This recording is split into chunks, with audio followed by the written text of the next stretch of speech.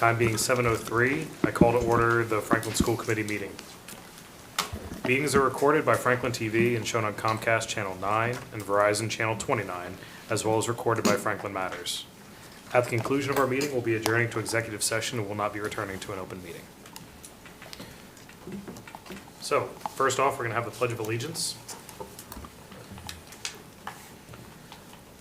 Our pledge student tonight is Jocelyn Mullins, a fifth grader representing the Lincoln Street School, to recite the Pledge of Allegiance.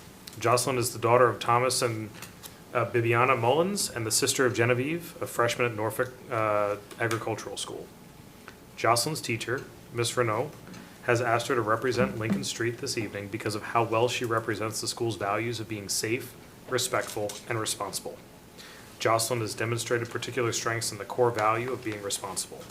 She regularly checks in on her friends to see how they're doing, is inclusive with all peers, and can stay above the quarrels of fifth grade by modeling positive relationship skills. Lincoln Street students gravitate to Jocelyn, and you can see them brighten up as she includes them in her activities. Jocelyn's work ethic is unmatched. She faces academic challenges head-on and works diligently to learn new concepts. Science and math are her favorite subjects because she likes to do experiments, as well as the fun challenges that math has to offer her.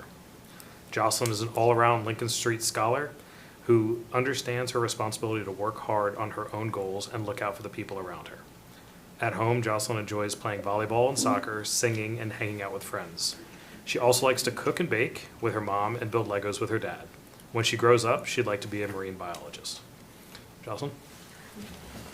All rise.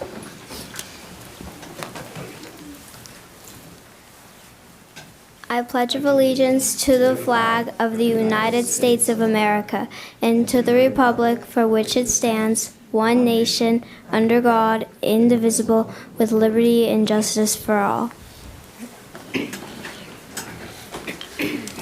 Thank you very much. If you'd like, you can leave. If you want to hang out for the rest of the meeting, we might be here for a while. But if you want to take a minute, that's great.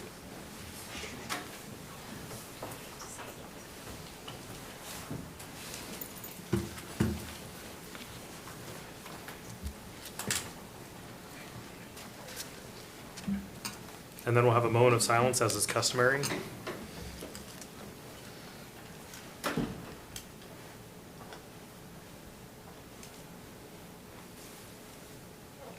Thank you. All right, moving on to routine business. Review of the agenda. Does the agenda look good to everyone? Excellent. Payment of bills. I think things are all set there. How about payroll, Callahan?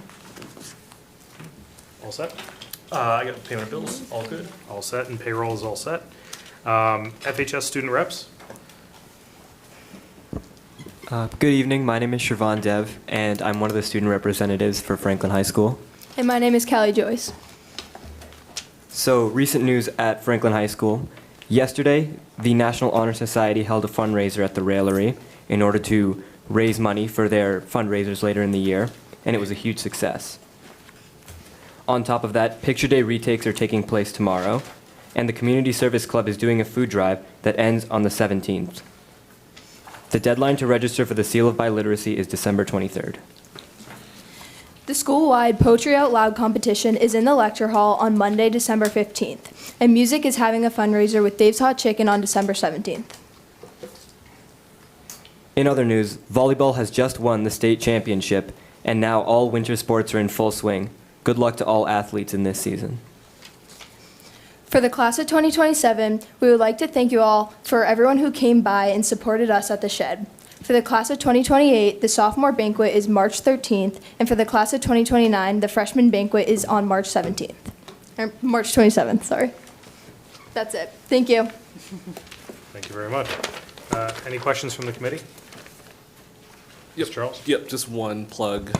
We do have Steve Sherlock in the audience. I know he does have a community calendar on Franklin Matters. So if you could please tell the various clubs about reaching out to him to post about their dining outs or fundraising events, just so that he can help get out the word as well. Yeah. Cool. Thank you.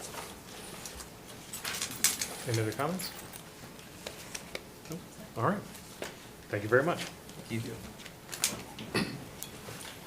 And then on to the superintendent's report. All right, good evening, everyone. I am thrilled to welcome our Franklin High School girls volleyball team, and as it was already stated, they are this year's Division I Massachusetts state champions. So if we could give them a round of applause.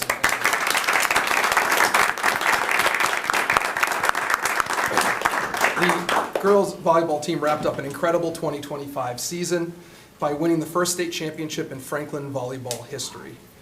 Led by senior captain Michaela Cayendel and Olivia Alberti, the team worked hard all year, played at its best when it mattered the most.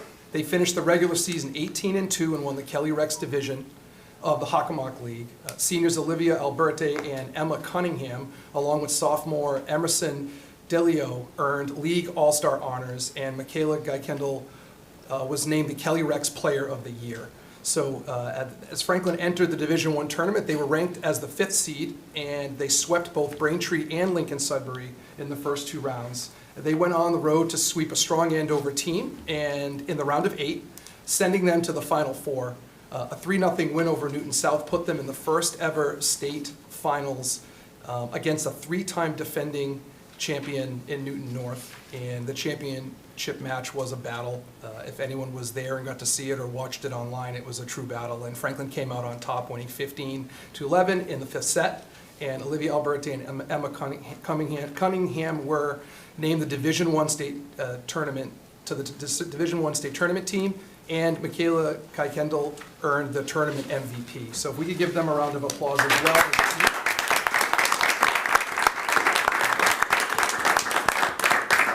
What's equally important is this team of young ladies has really set the standard for Franklin volleyball, not just in how they played, but how they've supported each other. I had the chance to reach out to their coach who's here tonight, Chris Radolfi, and also I would give a shout out to Coach Layton, the JV coach, and to Coach Lee, who was the freshman volleyball coach as well as part of the program.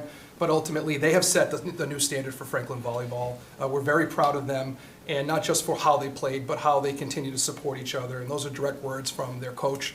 They've been humble, and they've represented something bigger than themselves. And I think the young lady who did the Pledge of Allegiance this evening, that was not planned, but the fact that she loves to play volleyball, I think folks perk up when they heard that. And I think that's this is just great for what they're doing to model for our community, how to act as a team, how to perform at a high level. And I say this when we have state tournament champions in the room.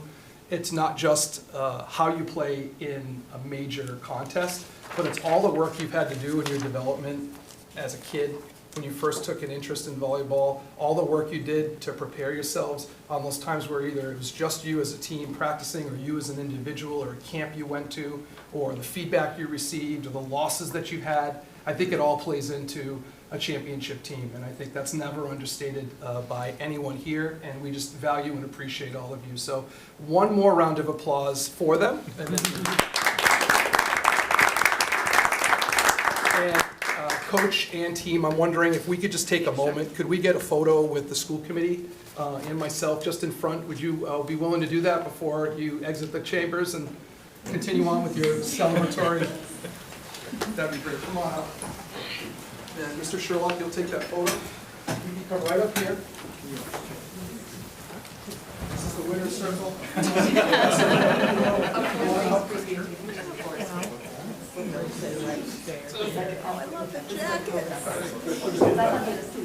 then school committee, we want to do our best to try to all fit.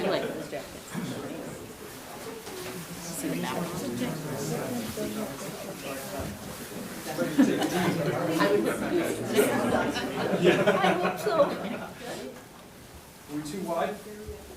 Never. You never make that comment in a room full of women.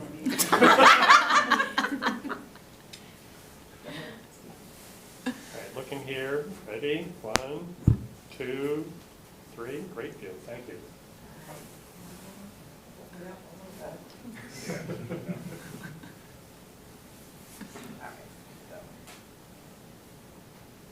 You want a picture of the back? Like, can we just get a picture of some of you that have the jacket on to turn around? Do you see the back of their jacket? Yeah, it's super great.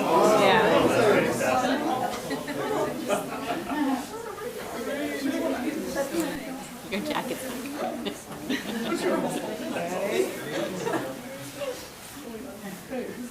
All right, just turn your heads and look at me real quick. Come on, take your feet. They know how to do it. Yeah. We've seen that play before. Multiple times. Congratulations. I didn't put you on the spot, all right?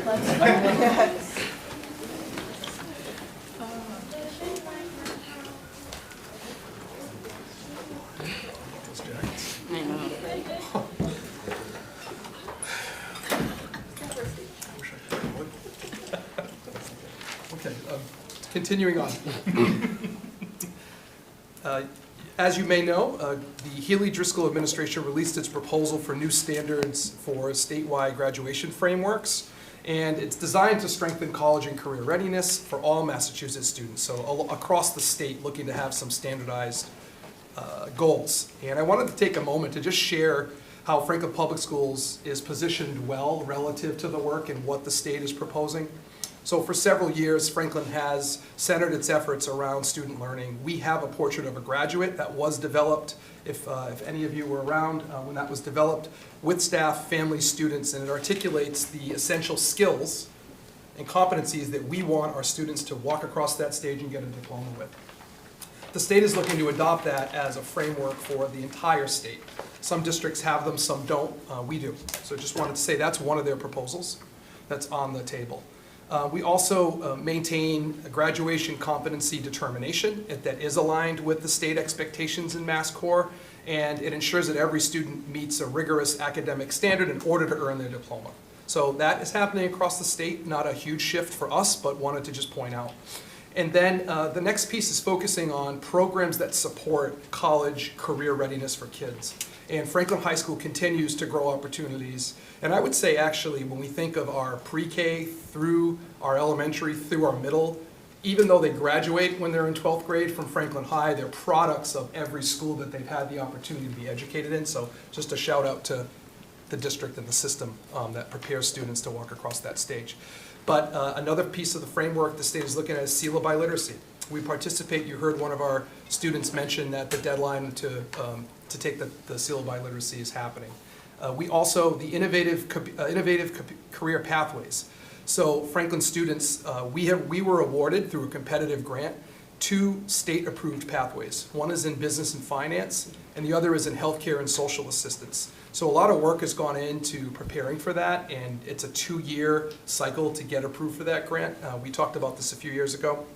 We're seeing it through, and we were awarded those. So with that in mind, that's another area the state is saying, hey, every school should be doing that. Third is financial literacy. They are looking at requiring financial literacy. All Franklin High School students are required to take the financial literacy class. That's a decision we made as a school committee, a district, a high school.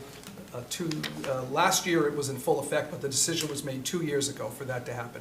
In the midst of all the other things we were doing 2 years ago, that was something that we did. Finally, advanced coursework and authentic learning experiences. So students have a wide range of AP courses that they can take. We will share more on that when we do the program of studies review when Dr. Weber comes to present for you, but we'll talk about that in more detail. But we also have senior project. We have early college credit options that we are continuing to explore and work through. We do have some in place, but ultimately it's all based on trying to help students get those transferable skills as they move on, whether it's a career or it's in college. So just as next steps, Dr. Rogers and I attended the webinar that the Commissioner of Ed and the Secretary of Education facilitated, and it outlined their timeline. Ultimately, they plan to have an interim report in January with finalized recommendations, and then they expect that after the feedback is received, sometime in June of 2026, they'll come out with a framework that hits on these items. But I just wanted you to know, and I wanted our community to know, as these discussions are happening, or you see the news and they're referring to it, you can replay this segment of my superintendent report, and I'll have this available as well, to just hit on some of the things happening. I'm sure there'll be pieces in there that we will need to adjust to, but I don't think that we're starting from a deficit of change, that I think we have a lot of really strong pieces in place as a district that I'm very proud to share with all of you. So I think we're well positioned for whatever those changes are. Next, the final two announcements I have. One is, we announce this every time before a break, but in keeping with our commitment to supporting students' well-being and valuing family time, Franklin Public Schools will once again observe a homework-free winter break for all students. Homework-free winter break does not mean a reading-free vacation. Daily reading remains strongly, I'm reading this to my children who are, I know they're watching the meeting at home, of course, that it's strongly encouraged as a habit for all learners. And families should, may use this time for students to catch up on outstanding assignments, refresh, and just work on things that maybe they need to do to help themselves be well-paced and ready to start off in January. But our goal is to ensure that every student can return in January rested and ready to start the new year and hit the ground running. My final message, as we approach the winter recess and close the calendar year, the regular calendar year, Franklin Public Schools wants to extend its warmest wishes to all of our students, our staff, our families, our community, and our partners. And this season offers a meaningful opportunity for us all to just pause and reflect and enjoy time with the people that matter most to you. And we hope that it brings everyone rest, joy, and a moment of peace. And we look forward to returning from winter break. So our break will run from Wednesday, December 24th through Friday, January 2nd, with students returning to school on Monday, January 5th. This completes my announcements. I'm happy to answer any questions. Thank you very much. Any questions from the committee? No question, just kudos to the volleyball team. I would be happy to see boys volleyball as well, if there is a possibility. Because I'm a volleyball fan, I play volleyball, so and it would be great if we have a volleyball team for the boys as well. The other thing is, in your report you mentioned about a couple of the pathways, business and finance and health care.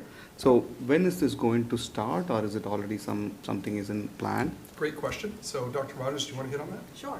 So conversations are underway with students already at Franklin High School. We have a college career counselor that's working to kind of embed this conversation as part of the culture of Franklin High and kind of start with the students to hear from the students. So some work is already happening through WinBlock, conversations with guidance, things like that. But we do intend to be able to share some more materials with families as they attend Panther Pride Night and welcome 8th grade students into the high school, and then do some more communication with the community. Right now, we're really working to build out, as students matriculate through a pathway, what are some of the credentials that they might leave Franklin High with? So if you're in the finance and business pathway, what are some of those credentials that some employers might look that make our students a bit more marketable to colleges or careers, likewise in the healthcare. So we're working to build those credentials and some industry relationships locally. We just had a meeting today with one local organization that's partnering with us, and many already do through senior projects, but really trying to build this out in a more authentic way that represent the needs and interests of our students. So underway, but we hope to have students enrolled in the programs or in the pathways for next school year officially. But many of them have already been taking the core courses that would already, that are part of the pathway. Yeah, perfect. This is fantastic. No, I'm looking forward for it. And my next one is on the AP offerings that you said. So are we leveraging any support from the local Dean College or anything like that when it comes to AP? Do we have options for our high schoolers to go and perform some AP in those community colleges? So I think it's a good question. So what I'll clarify, the idea being our college courses for students. So students can enroll in a Dean College course and participate in that and get credit. What I would say is we have a partnership with Rhode Island College for early credit as well. And then AP is through College Board, which is really taught by a teacher within Franklin High School. And then if they pass the exam with a passing score of a 4 or 5, that they get the credit for those exams. So AP is like in-house, taught by our teachers, and it's paired with what Dr. Rogers is talking about with how are we leveraging Dean. We've met with Dean this year. So I think what I'm noticing is we don't want to overcommit in this moment, but what I can tell you is there's a few meetings that will come up over the next few months that you'll hear about the program of studies review, where there'll be some information shared. As we prepare for our freshmen to enter Franklin High, and we do Panther Pride Night information, and as we move through our process with some of our updates by the end of the year, this was one of the goal areas that we had the district improvement goal on. So there are multiple opportunities where we'll have more information. We just don't have all of the details right now. But to answer your question, students are leveraging the AP courses. I don't know how many we're offering right now. I want to say 18, but and then we have early college partnership with some of our elective courses that are occurring with Rhode Island, and then Dean College is one that students could take independently outside of the school day, but we're working with them to see what can happen further. So Perfect. good Thank questions. you. Yeah, thank you. I'm good. Thank you. Anyone else? So first, yeah, huge congratulations to the volleyball team. It's great bringing them in here to kind of get recognized. It's always amazing what these kids are doing in the years that go into it to kind of lead them to this. Speaking of years of work to kind of lead you to where we are now, Lucas, I'm really glad you kind of spoke about how you're well positioned for change. You know, the past 2.5 years, the school committee has asked you and your team to do a little bit of work. It's great to kind of see the fruits of that labor now kind of come through where you're not in this, you know, I'm sure that there are some districts out there that heard Governor Healy's kind of like a recommendation or statement and went into full-fledged kind of panic mode. What do we do? How do we get this all kind of managed? The fact that so much of the work was already done and what isn't and what needs to be, we kind of know exactly where to go.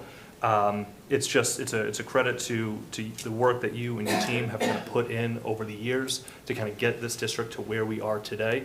That, you know, on, what was that, Monday? The governor announced this is the gold standard that we want everybody to be at. And in 20 minutes, you're like, yeah, we've been there for 1.5 years. Why don't you guys kind of catch up? So thank you so much for all the work that's been leading us to where we are, very well positioned for so much of the change.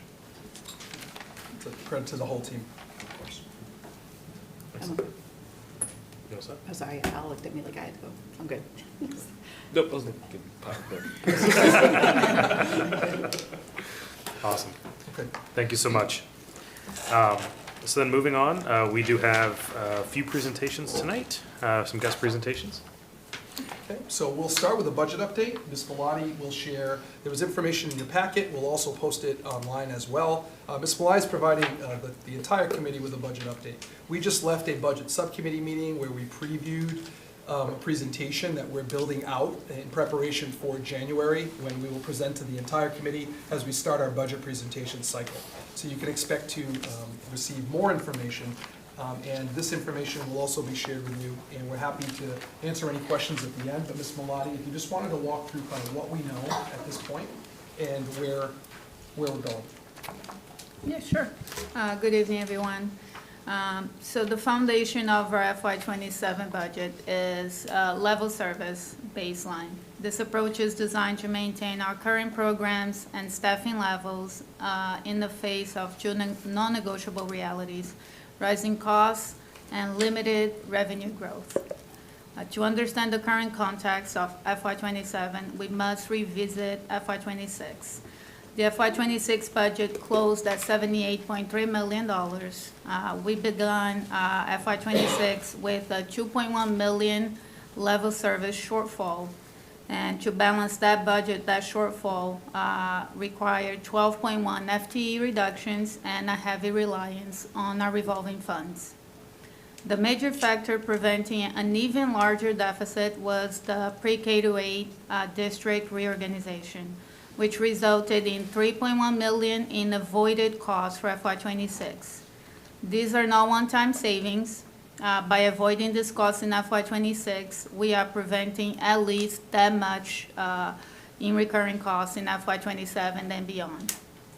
However, the pressures, specifically rising costs in health insurance, special education, and contractual obligations remain as we head into FY27. Our FY27 budget development is guided by 4 key priorities: achieving strategic goals, fiscal responsibility, student and staff supports, and equity and access and high-quality instruction. The key budget drivers and revenue outlook. The larger budget pressures we face are primarily fixed and mandated costs. So we don't have a lot of flexibility here. Significant 14% increase in health insurance, special education, tuition costs, and other services. And contractual obligations and transportation costs. These costs continue to outpace revenue growth. And on the revenue side, we face significant constraints. Grant funding remains flat. It doesn't account for inflation. And while we successfully received the Innovation Career Pathways grant, it's a competitive grant, and it is not something that's guaranteed year after year. Revenue challenge, revolving funds in Chapter 70. Two critical areas of revenue deserve your focused attention. Revolving funds are a key concern. They are restricted by law.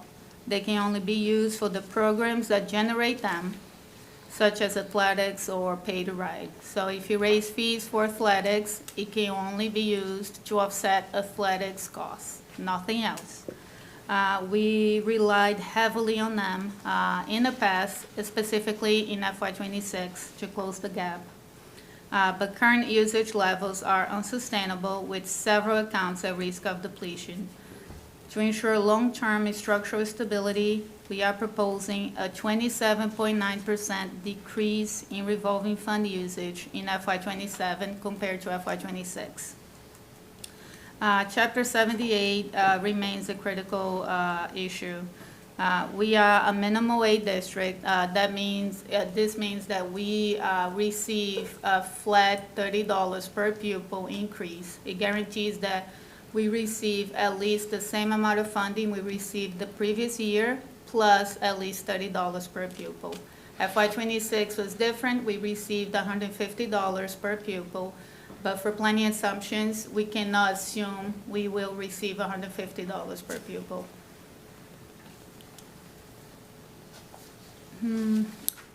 We are also planning against the backdrop of several external factors, contract negotiations with 4 out of 5 bargaining units.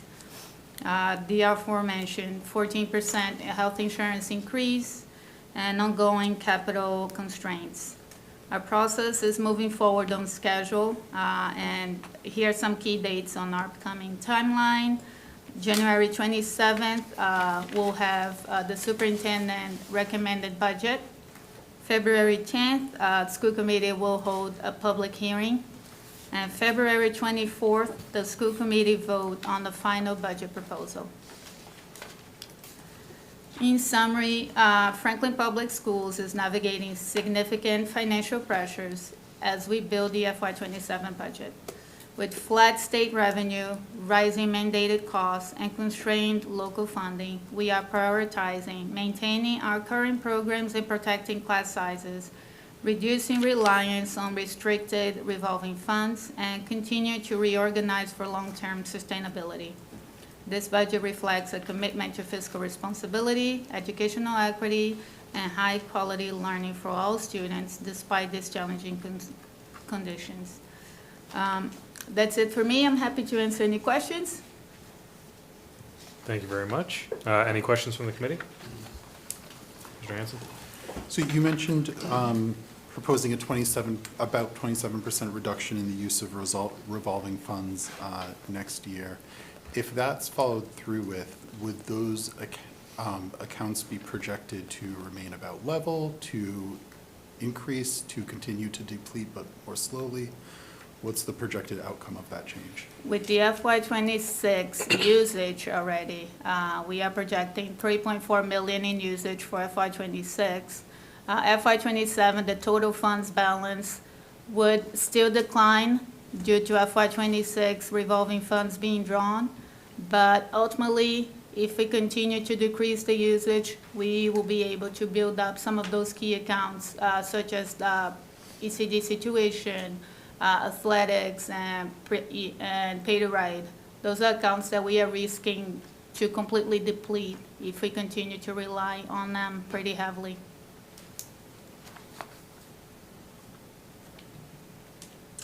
Could you just clarify what revolving accounts can be used for? I know there's been some confusion about utilizing revolving funds towards capital expenditures and such, so.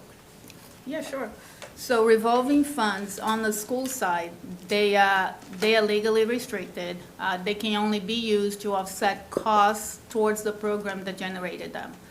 For example, athletics fees, they can only be used to offset expenses in the athletics department. It cannot be used to offset any general fund expenditures not related to athletics. It cannot be used, it cannot be transferred into, let's say, free cash. It can only be used for that specific purpose. Thank you. Any other questions? Yeah. No? Go ahead. Let me just continue. Yep. Go ahead. So, Charles. and thank you for that question, because I had the same concerns as well. I think there's a lot of miscommunication and understanding around what revolving funds mean. And continuing on this whole theme, if we deplete our revolving funds, what happens the following year at that point? If we deplete the revolving account, it won't happen this year, but if we continue to deplete the account, we would have to rely on the operating budget to offset any of such accounts, offset, let's say, transportation, we are down to 0. We'll have to rely on the general fund to close the gap. Okay. And then, because revolving funds are pretty much, we raise it for this year with the intent that's going to be used next year, would we be in a situation where, we'll just say for the buses, for example, we would have to use, you said use the general fund this year, but then also, would we use the revolving fund the same year as well? Like, So revolving funds, they can be used, they can be carried forward in multiple years. So funds that you collected last year and you do not spend them all in the following year, you can use them towards the program that generated the fee in following years. With transportation, for example, we are at a 1.86 million contract for FY26.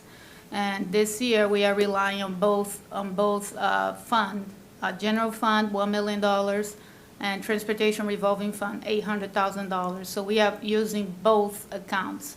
Next year, we won't be able to rely that heavily on that specific account because we just don't have the funding there.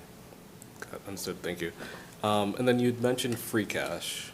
So what of our funds go into free cash? We do contribute to free cash like other town departments. However, we do not contribute that heavily just because our budget, it's already very lean. So what happens is at the end of the year, when we are closing out the year, the prior fiscal year, June 30th, we balance the budget, pay all of our bills and everything, and whatever is left in the operating budget, it reverts back to the town. Granted, with the schools, we are talking minimal, $2,000, $5,000. But that money, we don't keep that money. We don't transfer into our revolving accounts. It's not legal to do so. The town takes it back. Thank you. So, yeah, and given where we've been, we've pretty much squeezed every penny. Yes. And not much left to get back. Okay, thank you. Could I add to that, Mr. Charles? Just Yes. also the way our budget is built is on anticipated costs. So when we build a budget, we're a high human business. So we have salaried employees, we educate, we have minors that we're responsible for. So there's just a different model when we look at our department. But the things that we have in there, there's not a line in our, naturally there shouldn't be, a line that we would have had unanticipated in the sense of having had funds that, to a large volume, that we would say, oh, that would, we didn't end up spending it, because if we needed it, we would ask for it and build it into the original request. So I think the model of how we operate as schools is, the things that we've asked for, we have accounted for in our minds on how they'll be spent throughout the year. Does that make sense? Yep. Just to, It does. I mean, I think it just shows the planning and forethought that your group has to get ahead of as much stuff as we can, so thank you. And I would argue too, on the flip side of that, there are departments where part of being planful is to prepare for unanticipated, depending on what you do to support the town. If you're not educating, but you're in a different field, and a good example would be like snow and ice. You don't know what the season will look like, but there's an expectation in our community that our roads are plowed and they're salted and they're treated. So that would make sense to me that on the other side of it, you would want to have anticipated and had the funding. So it's just, there are different models that exist, but to answer the question and hone in on it, the reason that we wouldn't have a large amount to contribute, there's a mechanism for it. It exists within our system to contribute with free cash. We just do not contribute at a very high level for the reasons stated by Ms. Malati. Yep, thank you. And then the last one before I pass it, I always appreciate the work that you all do. Getting the budgets, the primer ready now in anticipation for January. With the new school committee, I think this sets them up for success to kind of get a sense of what's to come, because good luck. That's what budget season is fun. But one thing I ask, and I ask you all to do a lot of different things every year, the different options before. What I would love to see is, what does our budget look like with healthcare removed out of that, so that we can truly see, okay, these are the expenses that are going to the children because of staffing, because of supplies, all the other stuff. But whereas healthcare, we have no choice. I mean, as long as we have people, we have to pay the healthcare. We can't control that, so I would love to see, what does our budget look sans healthcare, and how does that change from year to year? Because I think it tells a different story. Yep. So, thank you. We are actually planning to do that, so. Awesome, thank you. Mr. Greencaron? Yeah, sure. I had a follow-up question on that, depleting. So do we have, I mean, were we in the past, like, we were always having the surplus on the revolving funds in the past? I'm sorry. can Did you we repeat? had the surplus on the revolving funds in the past? Okay, we had surplus. We usually try to carry a year worth of expenses related to that program. Oh.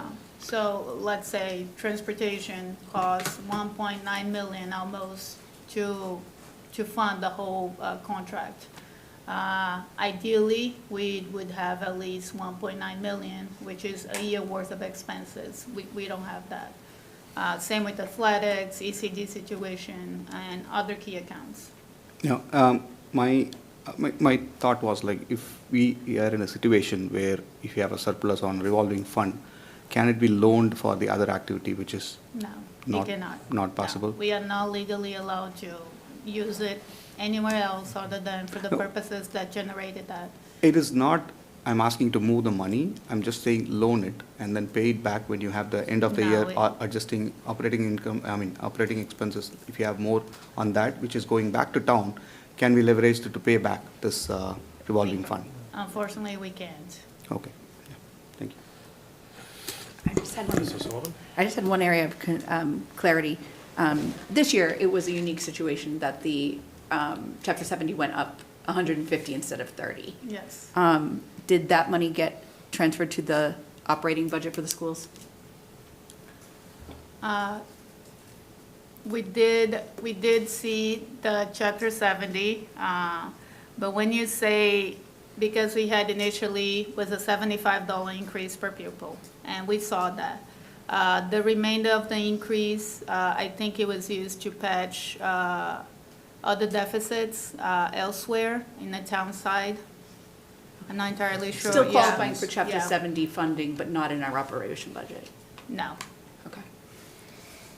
But I apply to- just want to remind you that the town incurs a lot of costs that are related to the schools, facilities, a lot of custodial costs, facilities, maintenance. It all falls with the town, and those are related to school costs, expenses. Sure. Yeah, I understand it's part of the net school spending. I just had that question specifically because the operating budget's what the parents are the most concerned about, because it's what we're so.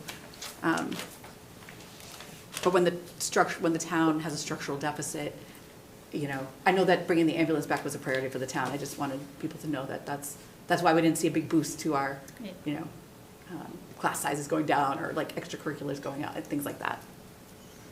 Thank you. That's all I got. Mr. Callahan? So, first I want to thank my colleagues, and John as well, for all the questions about the revolving accounts, because I know that that's something that does come up quite a bit, and so it's great, and I hope everybody kind of at home is listening, kind of understands that, because I know I've heard it over, how long have we been doing this, 5 years? It feels, budget season does make things feel a lot longer, but we've been doing it for a bit, and every single year, there's always that conversation to say, well, you know, I took a look at it, and I saw that in the revolving account you had X amount of dollars, why don't you just take that big bucket of money and save some teachers? And so just to say, like, the legal requirements, because I remember one year, I believe it was athletics, was entirely funded through the revolving account one year, just to kind of balance things out. And I remember kind of going down that same path to say, can we, you know, can we do that? Can we hire a teacher and put him on the football team and then just kind of move it around a little bit? And ultimately the answer legally is no. This is why the town continues to kind of get clean audits every single year for well over a decade, is because, you know, there are these rules in place. It'll be great just to kind of be able to shift a lot of the money around, but legally, this is, you know, where we're at. And I do appreciate the approach as well to look at kind of like decreasing it just for that longevity as well, because we can kind of go and we could, right, exhaust every single one all the way down to zero for, you know, the next year or two, and then all of a sudden all we're doing is just kicking the can down the road, right? We're just digging ourselves into a deeper hole for the future.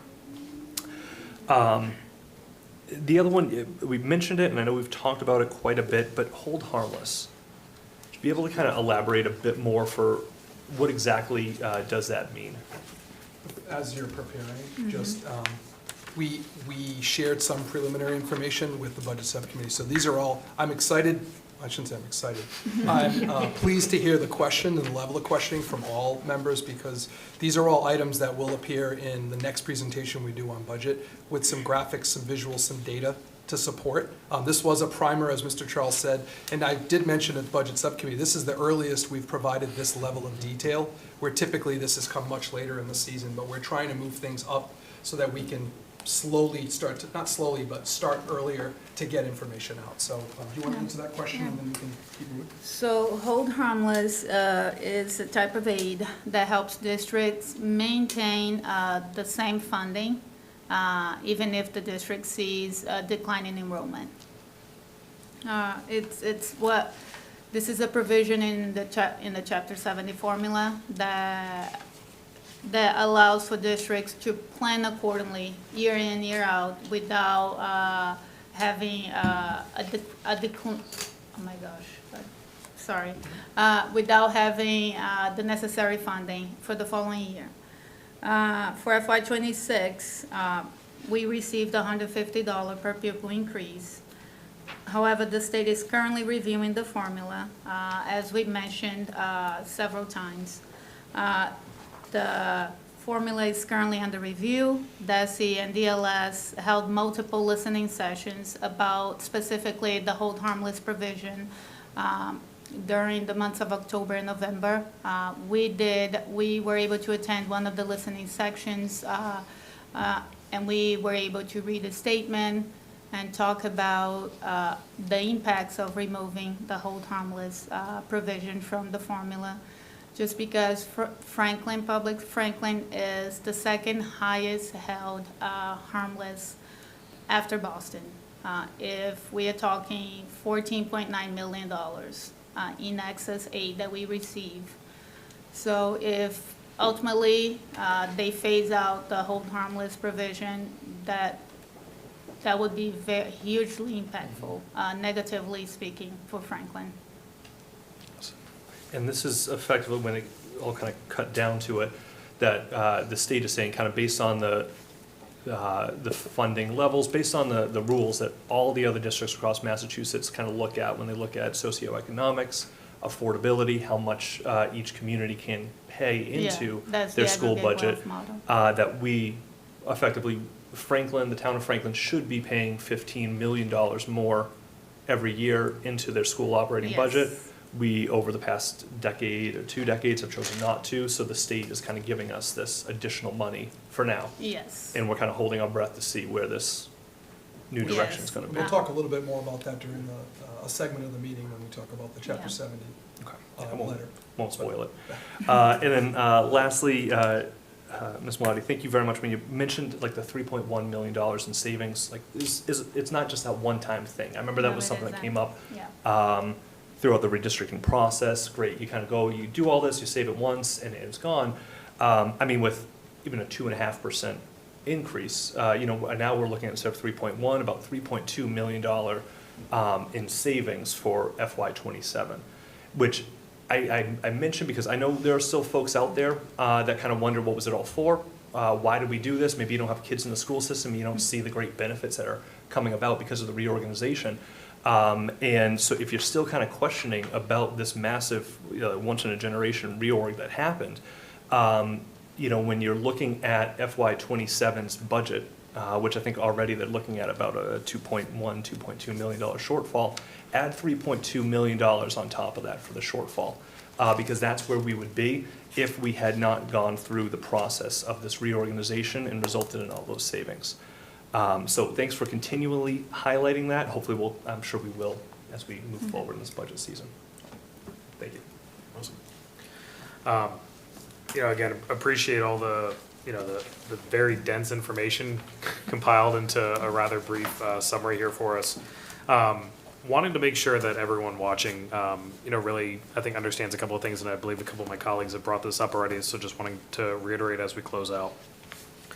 Revolving funds, I think, is one of the most misunderstood things for the school committee and the broader community at large.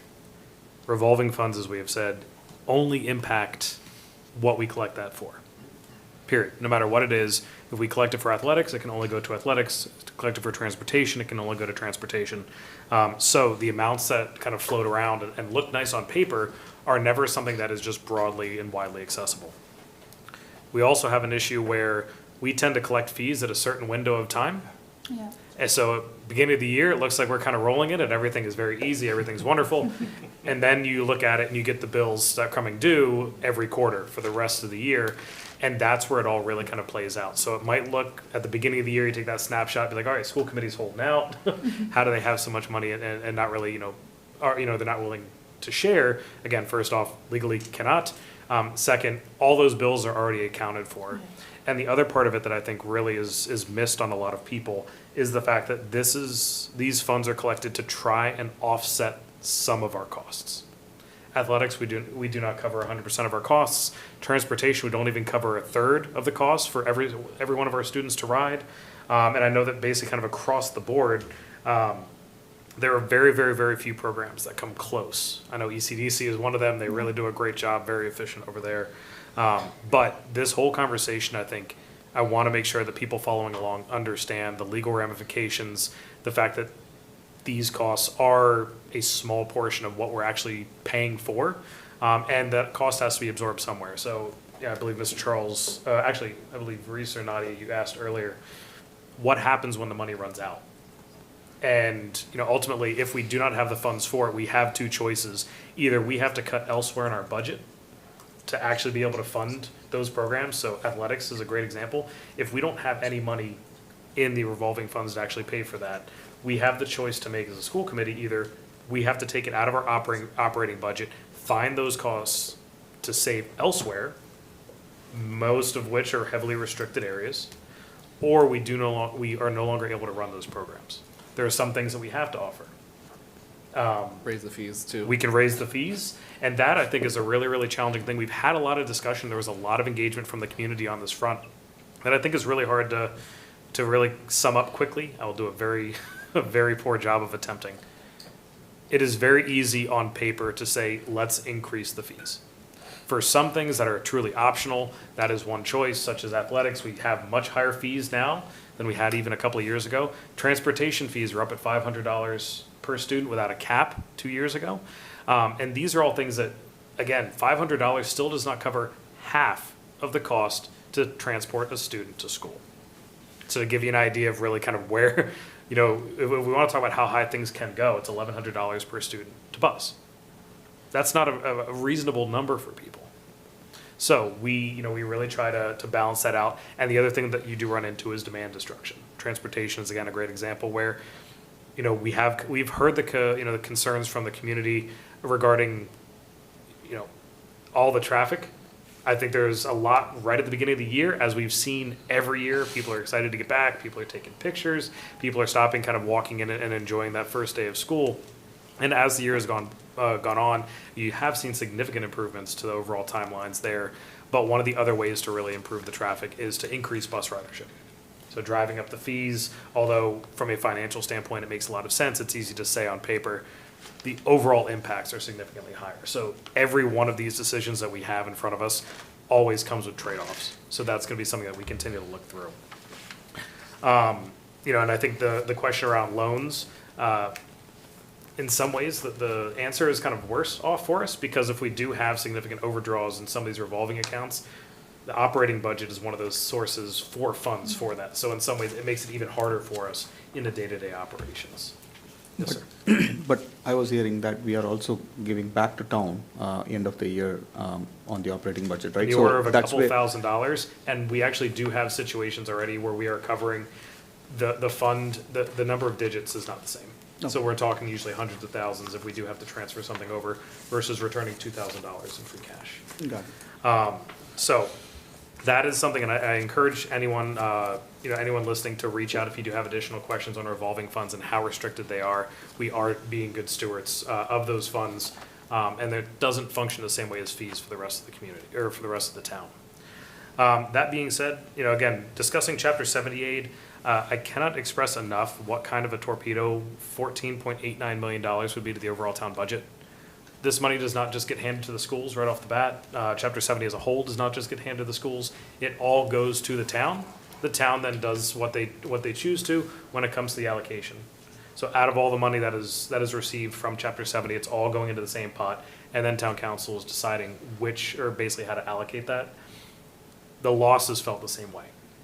If that were all to be borne by the schools, we saw what 2.1 million in reductions did.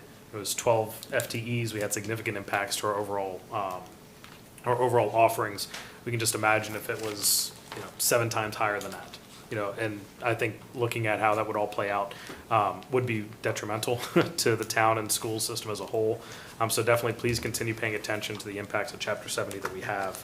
And as we continue going forward, there was one date that I wanted to call out to everyone, and that was actually February 10th, the public hearing for our budget. I think this is a little bit of a lesser known detail. Public hearings are required to be, basically, we are required to allow everyone to speak. That's what a public hearing is. Town council does this quite often, so do a couple other bodies. But the law says that if you're there, if you're present, you have an opportunity to speak on the matter. So if people would like to come and speak about the budget, they have questions. This is one of the few times there is actually a give and take. You can ask questions of our staff and get answers. So if you're very interested in what's going on with our budget, February 10th, please come. Public hearing means we're probably going to be here rather long. Snacks are going to be required. But again, for the engagement with the community, please do continue from that perspective. Also looking forward to having some conversations with our town council colleagues. I have reached out to Chairman Delorico, looking forward to having some engaging conversation there. And as we start getting deeper into the budget season, having presentations together and actually having information on where things are going to be. I look forward to having some contributions from our town council members and questions there. So we'll look forward to that. Again, I think the one final thing, Mr. Charles actually brought it up and really appreciated it. Healthcare is a huge part of our overall cost structure. I actually have a little cheat sheet here. It's somewhere in the order of ranging between 9 and 10% of our overall budget. We are the only department that has that in our budget. So when we look at everything, if you look at presentations being shown more broadly, you see the school budget goes up by 3.8%. If you take out the health insurance, we really sit well in line with all the other town departments. We do a great job of maintaining these costs. We have a lot of restricted costs that we go through, and a lot of those things are things that either contractually we cannot adjust, such as teacher salaries, the number of teachers that we have is the only way to kind of impact that. Health insurance or special education. So we do a great job of really staying within that 2.5 budget. We are very aggressive with it, in the face of a lot of different constraints. But that health insurance side of it is really kind of that huge anchor that we have that drives up the numbers on paper. So I think, Mr. Charles, it was a great idea, and I know that, Lucas, you had said you're looking into that as well. Being able to kind of separate that out so that everyone sees just how diligent we are and how consistent we are coming in the same exact way that all the other departments do at that 2.5%. Okay. Hopping off the soapbox for a minute because I know we have more discussions on Chapter 70. So appreciate the time, everyone, and look forward to going on to the next thing. So just next steps in January, you can expect to receive another budget presentation. That will be in the form of a presentation, like a slide presentation with data. We'll share that ahead of time so you can prepare your questions and familiarize yourself. Tonight was the primer. It'll be basically an overview. Then we'll move into a presentation of a recommendation, and then the hearing, as you mentioned already, Dr. Griffith, we would do that. So that's the sequence, and there's more information to come. So thank you for the questions and the feedback. If anything else comes up, please let us know, and we'll be sure to try to incorporate it into future presentations so that we cover some of the other questions. Paul, question. For that presentation, I know since we do have a brand new town council, can we formally invite them to come in and observe and be in office? I know they have other stuff to do as well, but it'd be good for them to be here in person on that meeting with us, just to, as an audience member, that is, so. Yes, that's a great point. We definitely would love to have them here as audience members. It's, I think, very straightforward. A matter of contributing is where we'd have a couple of questions we need to make sure we have ironed out. As I mentioned, I have reached out to Chairman DeLorico about engaging in those conversations and seeing how we can really work together with them so that they have an opportunity to have their questions, answered or really be heard and see what we're doing in a day-to-day instead of kind of seeing a number right at the end. They really see the overall process. But I think that's a great point to bring up again. Thank you. Thank you.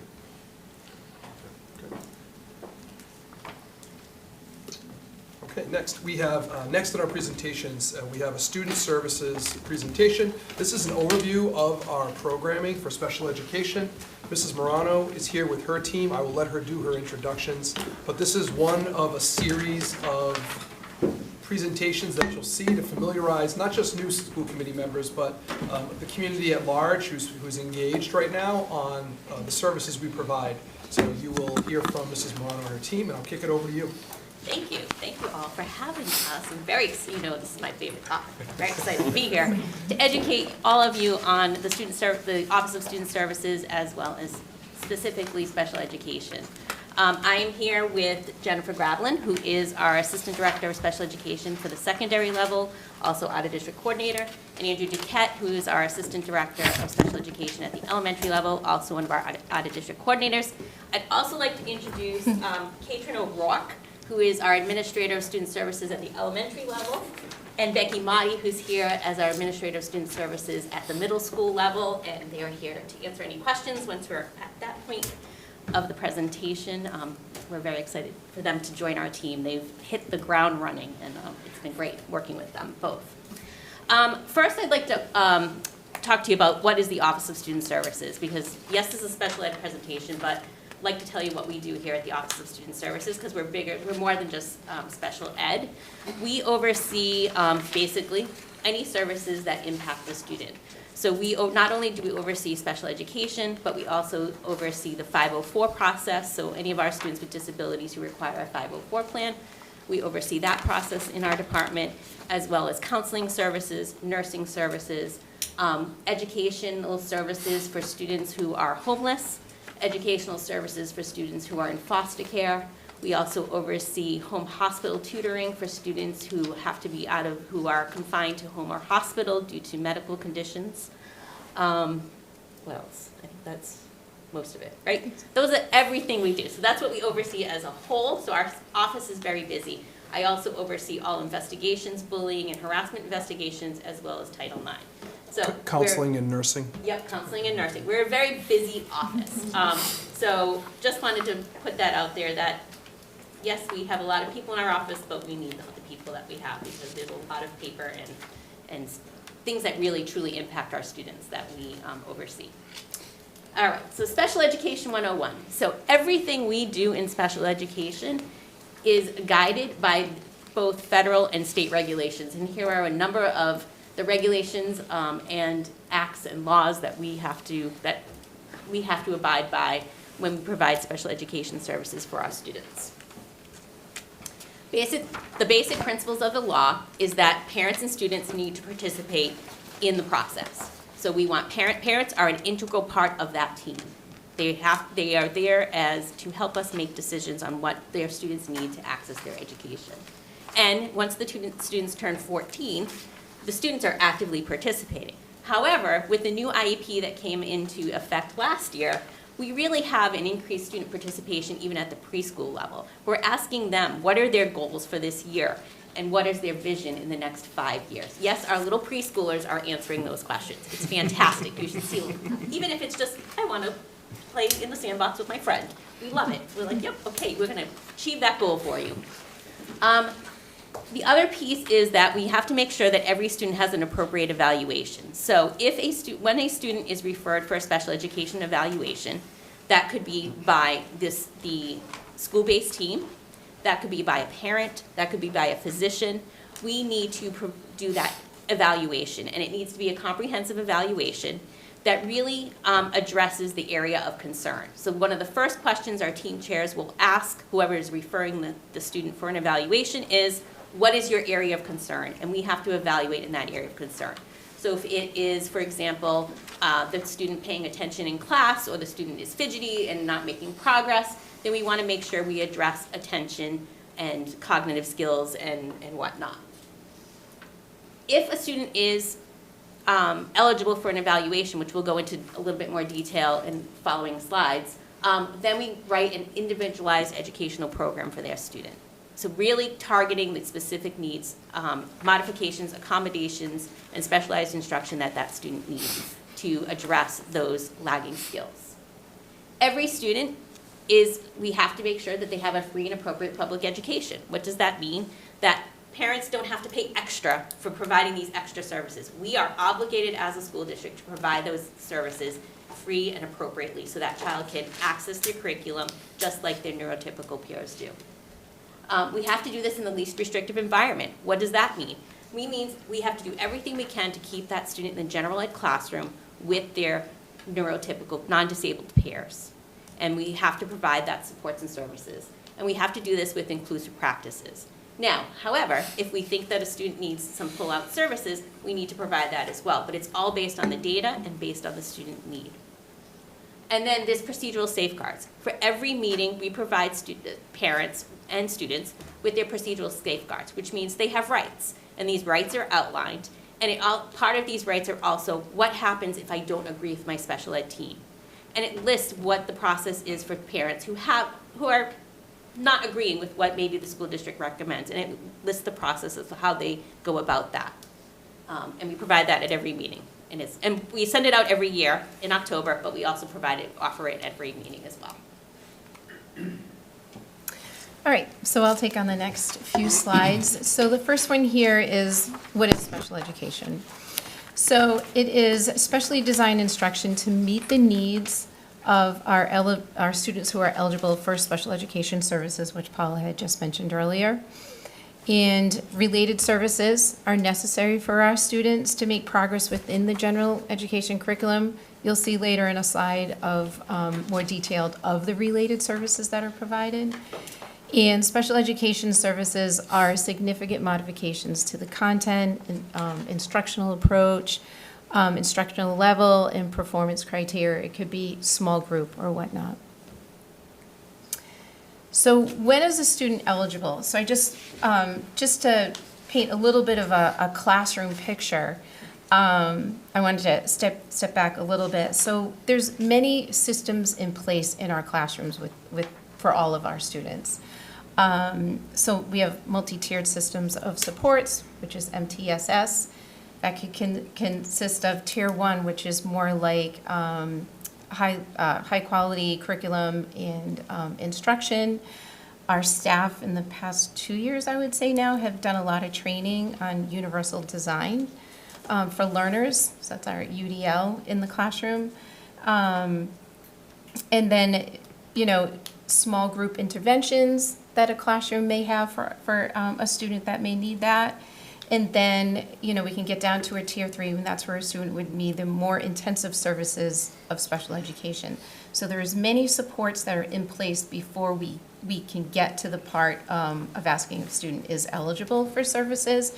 And like Paula had mentioned, it's what's starting the process is either getting a parent request or a school-based request through the IST team, the instructional support teams. So when we get there, we go through, the student would go through an evaluation process, and then the student would be eligible for special education services if they qualify for one of the disabilities that we have by the federal law. We're going to get to there in the next slide. If the student's not making effective progress and all of those things that I had mentioned, the systems that are in place, we would look at that. The lack of progress, is it caused by the disability? And does the student require specialized instruction, which I had mentioned is more of a tier 3 support. And we can go to the next slide. And then, so here are our disability categories. You can see that autism is the highest. Just, I can point out the few highest. Specific learning disabilities and health disabilities are our highest areas. Multiple disabilities also fall under that health disability area. So this is based on our October 1st counts that we had to submit to DESE on the number of students with these disability types. All right, hi. So we have some numbers now. So you can see up here, we put over the last 4 years, we show our total enrollment. We'll show our special education numbers, and also our percentage of students who are on IEPs. I tried to do my math. I used ChatGPT because I'm like, you can't mess this percentage up. So when I put it in, I wanted to see, what's our difference between 2022 and 2025, what our total enrollment was. A decrease of 7%. I know we've talked about it a lot over the course of the years. But an area that hasn't gone down at the same rate has been our special education numbers. You can see that in 2022, we had 857 students who were on IEPs, and then as of 2025 in October, we had 1,008, which is an increase of about 17%. It does look like it's stabilized over the last couple of years, which is great, but it does show the importance that, those numbers aren't going down. It's important we still have staff. We have services and different things in place to account for, in some cases, the rise, but also the higher numbers than we see for our total enrollment.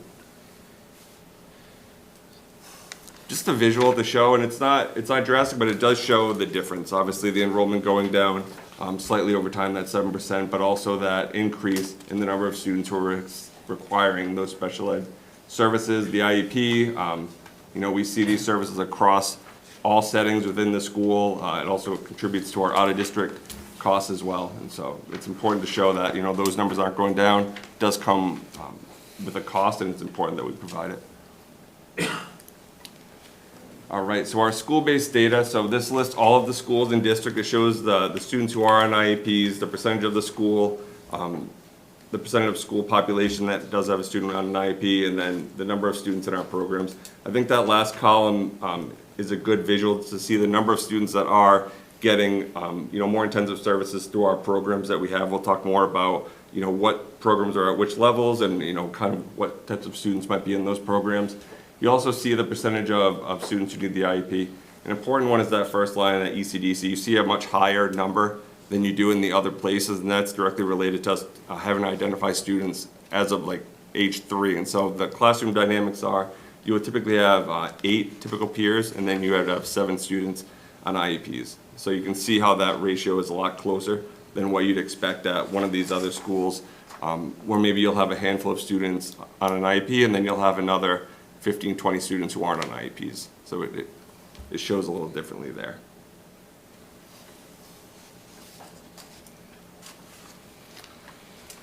Within this as well, it's important that we look at those numbers, and every year when we do our budgets, we're looking at the population of students at each school. It's important that we make our staffing decisions on definitely the program numbers, being able to support those learners, but also making sure that our caseloads remain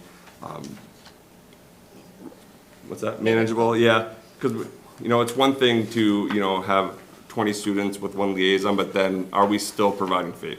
Are students still making progress? Are we still able to educate in their least restrictive environment? So all those factors go into those decisions. As our numbers go up, we also need more related service providers, so we'll talk about some of those titles, but our occupational therapists, our speech and language pathologists, you know, the numbers that we see on this screen directly relate to the staff that we need to put in the schools. All right, next we have our continuum of services. I know the arrow goes one way, but really it goes back and forth as we think about where kids are educated. We have our inclusion support. That includes a lot of different people. It can be our general educator. They're, you know, the people that are providing that high quality instruction in, you know, the general education classroom. We'll have special educators that are supporting. Our educational support personnel are going to be in there helping. We also have our related services, our speech people, our OT, our PTs, school adjustment counselors. So everyone kind of comes together to meet students in their least restrictive environment. And just because a student needs inclusion support, it doesn't mean they're not going to need pull-out services as well. So that's kind of our next area. You know, you could have students that, you know, may, you know, be really, really great in math, but they need a lot of help with reading, and they need to be pulled out and get some of that more, you know, one-on-one small group instruction to really master those skills so that then they can go back into the inclusion classroom. And that's where that least restrictive environment is, meeting them where they are in different areas, but also, you know, taking frequent data to decide, you know, are we ready to go back into that classroom? We also have our students who might need that sub-separate program. You know, students that may have been getting their Tier 1 instruction in that inclusion classroom, some of these students are going to need to get it in a separate setting for a variety of reasons. So we're able to provide, you know, the general education curriculum. We're able to provide specialized instruction. The purpose of that specialized instruction is to kind of teach the skills to get them back into their inclusion classroom and be able to be, to make progress in those areas.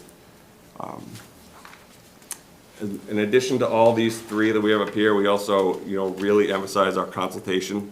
Our related service people have a great degree of expertise, and they do a great job of helping general educators, special educators, provide the skills, the tools that our kids need to be successful there.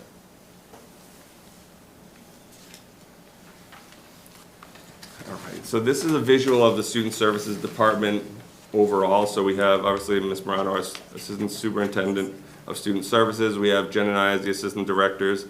We met Katrin and Becky, our Student Services APs. We also have Jillian Swanson, who at ECDC is the Assistant Principal there of Student Services.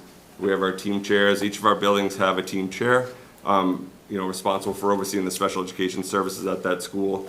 We also have a second team chair at the high school due to those large numbers that you saw in that table. Some people that are really providing those direct services, we have our special educators, our school psychologists, our speech and language pathologists, our occupational therapists, physical therapists, our board certified behavior analysts, our school counselors. These people are really heavily involved with students. They're consulting, they're providing direct services, they're working with their colleagues who are you know, trying to find the best way to meet those students' needs. And then we have our educational support personnel who work real hard every day, and they're really in the classroom. They're having to be flexible. We're being asked to do a lot of different things. And then we have our ABA tutors or technicians and our behavior technicians that are, you know, doing a great job to meet some of the different needs that we're seeing over the course of these last few years. All right, so now we're going to talk about our schools and the programs that are in our each individual levels. So I have the honor to talk about the ECDC, and one of my favorite places to be. If you're having a bad day, the best place to go to is ECDC, let me tell you. The things we can make in the sandbox are amazing. So this is as we described before, this is an inclusive, integrated preschool. What does that mean? It means that children with and without disabilities are taught together in an environment that nurtures the partnership in learning. So we have, as Andrew talked about, usually it's our integrated classrooms. So typically there is 8 neurotypical students with 7 students with disabilities, and you want to keep those ratios, right? You always need that one more with students without disabilities than you have with students with disabilities. But we also have a sub-separate program in there, which is called our STAR program, which is for those students who require that intensive sub-separate programming. Most of these students have autism or developmental delays, significant developmental delays. They may be nonverbal. They really require that one-to-one support. So they really need that discrete trial teaching one-to-one in the classroom. But the beautiful thing is then they go into the partner classroom, which is with their neurotypical peers, and they might go during center time, and they'll be playing and interacting with all the neurotypical peers in the partner classroom, in the sandbox, painting, circle time, whatever they can access successfully. Our classrooms, as I said, are small sizes. Usually the cap we have is at 15. Again, this is related to the DESE regulations that we need to keep these class sizes smaller, and they need to have a certain ratio. All of our classrooms have a Massachusetts DESE certified teacher who's certified in both students with disabilities and without disabilities, as well as usually at least one educational support professional. Some classrooms require more depending on student need. We also have all the related service providers there. We have PT, OT, speech, BCBA, and vision therapist comes in as consultation, and I believe we have an educational audiologist that comes in, so we provide all of those related services at ECDC. The programs run, we have different levels of programs. Most of our 3-year-olds attend a 2.5-hour program at the Oak Street site, and then our 4-year-olds attend the 6-hour program at the Pond Street site, and then we also have partner classrooms that are 4-hour programs, as well as, I think that's it. Those are 3 options right now. So sometimes our students at the STAR program, they stay for the whole 6 hours for our students with intensive needs. All right, so like I said before, we have our specialized programs. You're going to see this across all of our ages, our elementary, our secondary levels of middle school and high school. But for elementary specifically, we have our NEC partner program. This is a really exciting program. I used to work at the New England Center for Children, so it's a partnership between the New England Center. If you don't know what the New England Center for Children is, it's an out-of-district, a private day and residential school for students with autism, typically severe autism. And so the way we partner with them is they will provide us with a NEC special education teacher as well as a consulting BCBA. We have up to 7 students in most of our programs. They're going to be supported by our related service providers in the district, and also our ABA tutors who provide that one-to-one direct support, following the IEP, managing their case, their program books, teaching their academics, while being overseen by that special educator who is also working with the kids as well. It's a really great program. Can you tell them what ABA is? ABA, Applied Behavioral Analysis. So you'll see that across our schools. It's used in a lot of different ways depending on the students and I guess what programs we're referring to. So it is a heavy ABA approach for kids who need to learn in a certain way. And so that's why we use the NEC program for that. So our STRIVE program is for students who might have multiple disabilities, intellectual, neurological impairments, different things. So we try to meet them where they're at. We need a low student to staff ratio. Typically we're providing a modified curriculum, perhaps functional academics, and this kind of changes as the students get older. We're trying to teach them, if you're thinking about MCAS and we're thinking about our standards, we're typically accessing access skills. It's really learning how to be a student, learning a lot of the skills we need to interact with our environment. So that's what we'll see with our STRIVE program. Our GOALS program are for students with autism.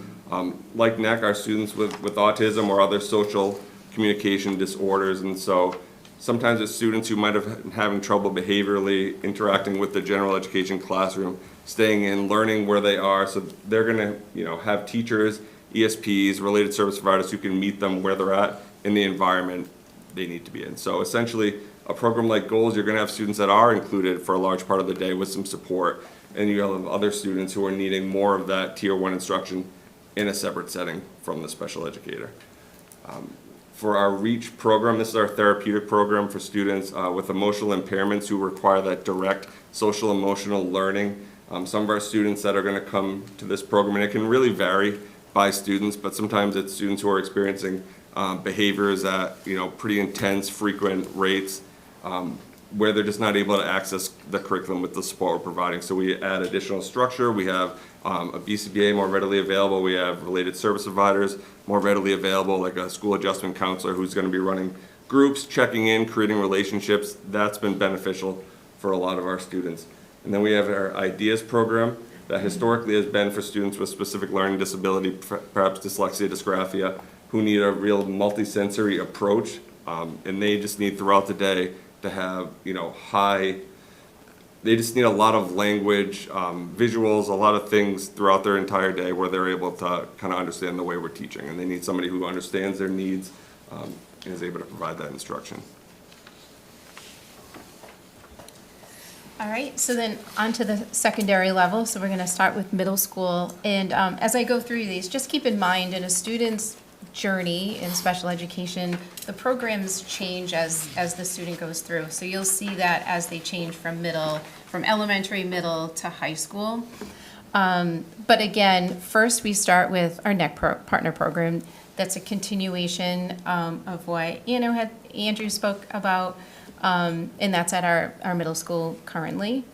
Again, the STRIVE program, a continuation program for students who have the intellectual impairments, their supports in communication, functional academics. In middle school, we start to get a little more into the vocational schools to develop those and develop the daily living skills.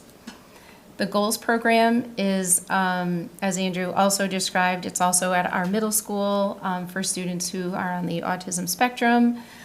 It ranges from full inclusion to some students who may still require some full-out services and a very small ratio staff to student.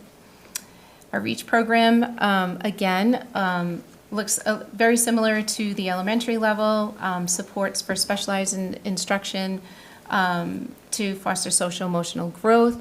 For the middle school is where we have the same model as the elementary school, having we have 2 special education teachers, an adjustment counselor just for that program, and then we have ESPs to support our students that are also in the inclusion setting. And then at any point too, if a student needed to come back into the program to receive some more individualized instruction, then they also have that opportunity to go back into the classroom. The IDEAS program, this program looks a little different from the elementary level. This is more for our students that have language-based disabilities. And they're pretty much students that have opportunities to have full inclusion programs. They do require the multi-sensory approach and the reading services. That's very key to this program, is that they have their reading services. And the last program is the Essentials program. These students have disabilities where they are developing the necessary skills for instruction. They have partial inclusion programs. Usually for their math in ELA is in a smaller group setting back in the classroom, and then they are well supported in the inclusion classes for more like history and science. And then on to the high school.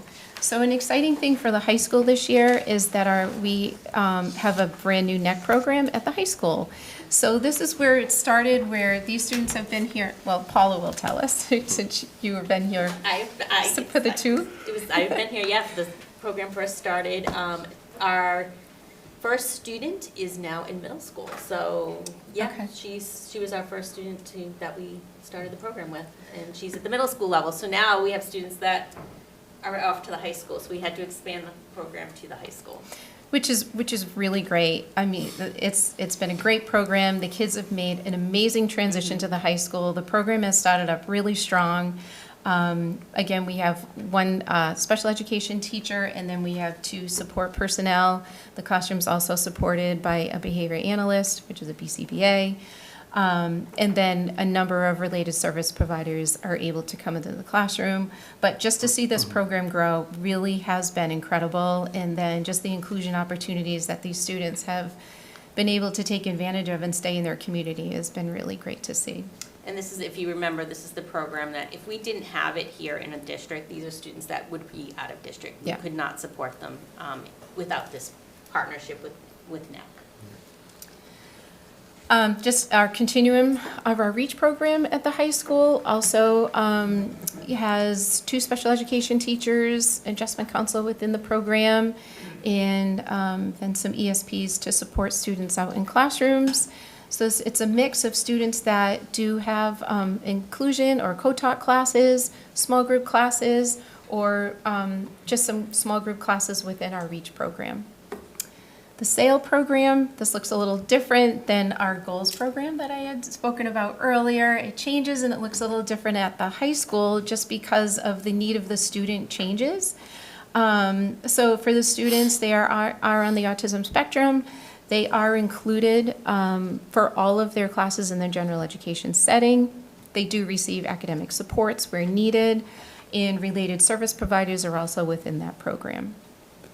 STRIVE program, again, this program is evolving as the student goes through the journey. It looks more pre-vocational for them, very functional academics, and again, getting those soft skills ready so that they could look for employment, start to do internships and things like that. Our post-STRIVE program are our students from STRIVE. They usually enter the post-STRIVE program, which is the 18 to 22 program. These students will receive a certificate of attainment. And again, the community is their classroom. They're in the community very often. They're around the school doing different types of jobs, different types of internships in a lot of different areas in Franklin, which is nice to see. Again, they can be part of their community, which is great too. Another thing for the post-STRIVE program is that we do go to Bridgewater University. The students go there once a week to have that experience of college campus. Many other school districts belong to this program, and when the school districts are there, they're actually doing different programs for the students. So there could be all of our surrounding towns are there with their program students, and everyone is teaching a different subject with their students, so it's something they go there once a week. They can do some travel training. The train is right there, which is great for them. So that's been a great experience. And then our Achieve program is also a post program, another program for students 18 to 22. This program looks a little different as our students may need some support initially, but less support as the student moves along. I've brought back, I would say, in the past 2 years, about 4 students to go into our post program. They were out of district and they came back to that program. So that's been great. And we're looking at this year to add a couple more students to the program that are out of district. So they're out doing internships, working in a nursing home, the YMCA. We have a student who's employed by Franklin that works in the cafeteria, which is really great to see. We also use Bridgewater University for their Excel program. So we're so fortunate for this, a student is able to take a course in audit, the course at Bridgewater. We staff that student with an educational coach, and 2 students just will finish up their semester on Friday and have final exams next week. So then they'll have a nice little break, and then they'll get back at it when the next semester starts. And that's it. And then out of district. So this is for Andrew and I. I'll just start and then I'll jump in. Yeah.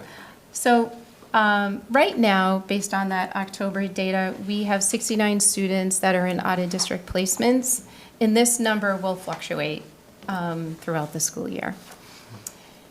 So they can go many areas here, as you can see. So other public schools, which if another public school had a program that we could tuition in a student, we would. Currently, we don't have that, and actually there's really not a lot in our area anyways. We have member collaboratives, which we are a member of the BICO Collaborative, and we do utilize their services often. There's also non-member collaboratives, and then we go down to private day schools, and then also residential schools.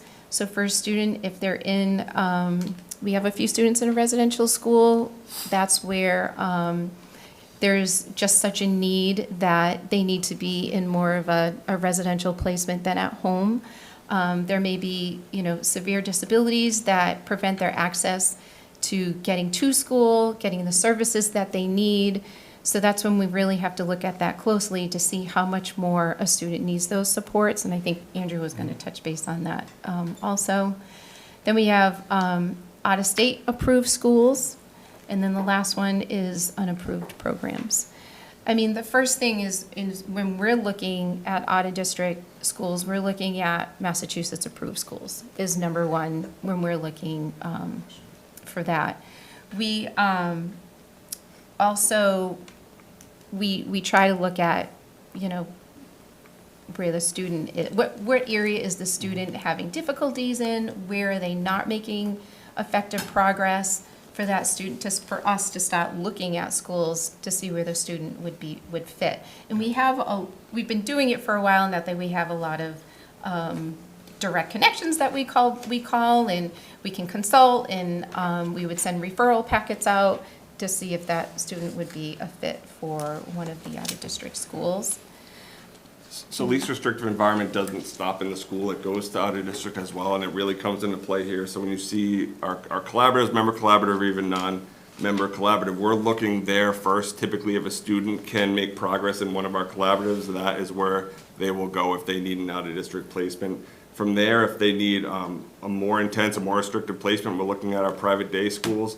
For residential schools, we're really looking for kids that need more than the time in a school day. They need to go beyond to learn all the skills. This is gonna start being our activities of daily living, being in the community, getting jobs. They need support throughout really a lot of the day, because if a student's gonna go to a 24-hour-a-day residential program for 7 days a week, they need support for well after the 6 hours of the day, and that's us acknowledging that with families and as a team. You know, we do have out-of-state approved schools. It's similar to our in-district programs are approved by DESE. They offer similar programs, and we'll look there when we need to after we've exhausted Massachusetts.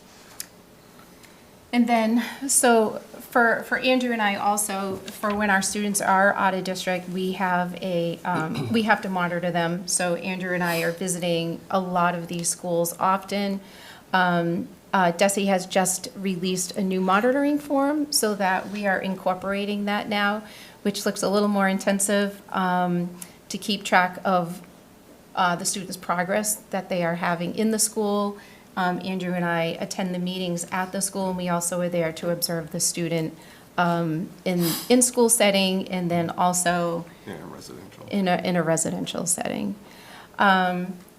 And also, I just wanted to mention for the student that's out of district, because they're Franklin students, they do come back if they want to participate in a club, any kind of unified sports that we have.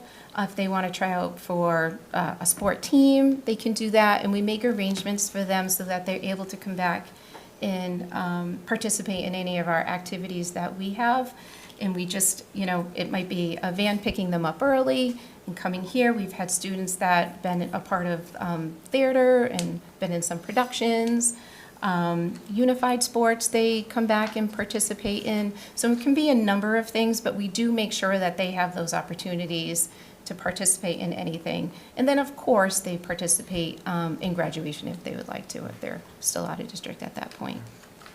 So I guess out of District 2, I did the continuum services. This is kind of going even further over to the right on that visual. So, you know, we do have really great programs. We want to support, you know, all students, as many as we can. There are some students that do a variety of reasons, whether it be academic, behavioral, social, different reasons they need that out of district placement, but that doesn't mean we're not trying to expand our programs in district. Whenever possible, we want to keep students here. And so as we do, you know, different budget season activities, we're looking at, you know, do we have space? Where are we having these programs? Do we have staff? Are they trained? And all those different things, so that when we do have students who might need a little more support, we'll hopefully have the services for them here when we can. But there are some students that, you know, for a variety of reasons, they need that more intensive, specialized approach that an out-of-district school is going to provide.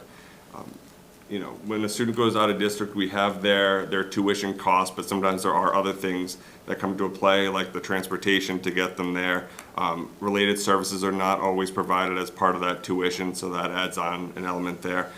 Evaluations, they do some, they don't do all, and so that's when we're sometimes tapping our in-district staff, or we're contracting out to do an evaluation.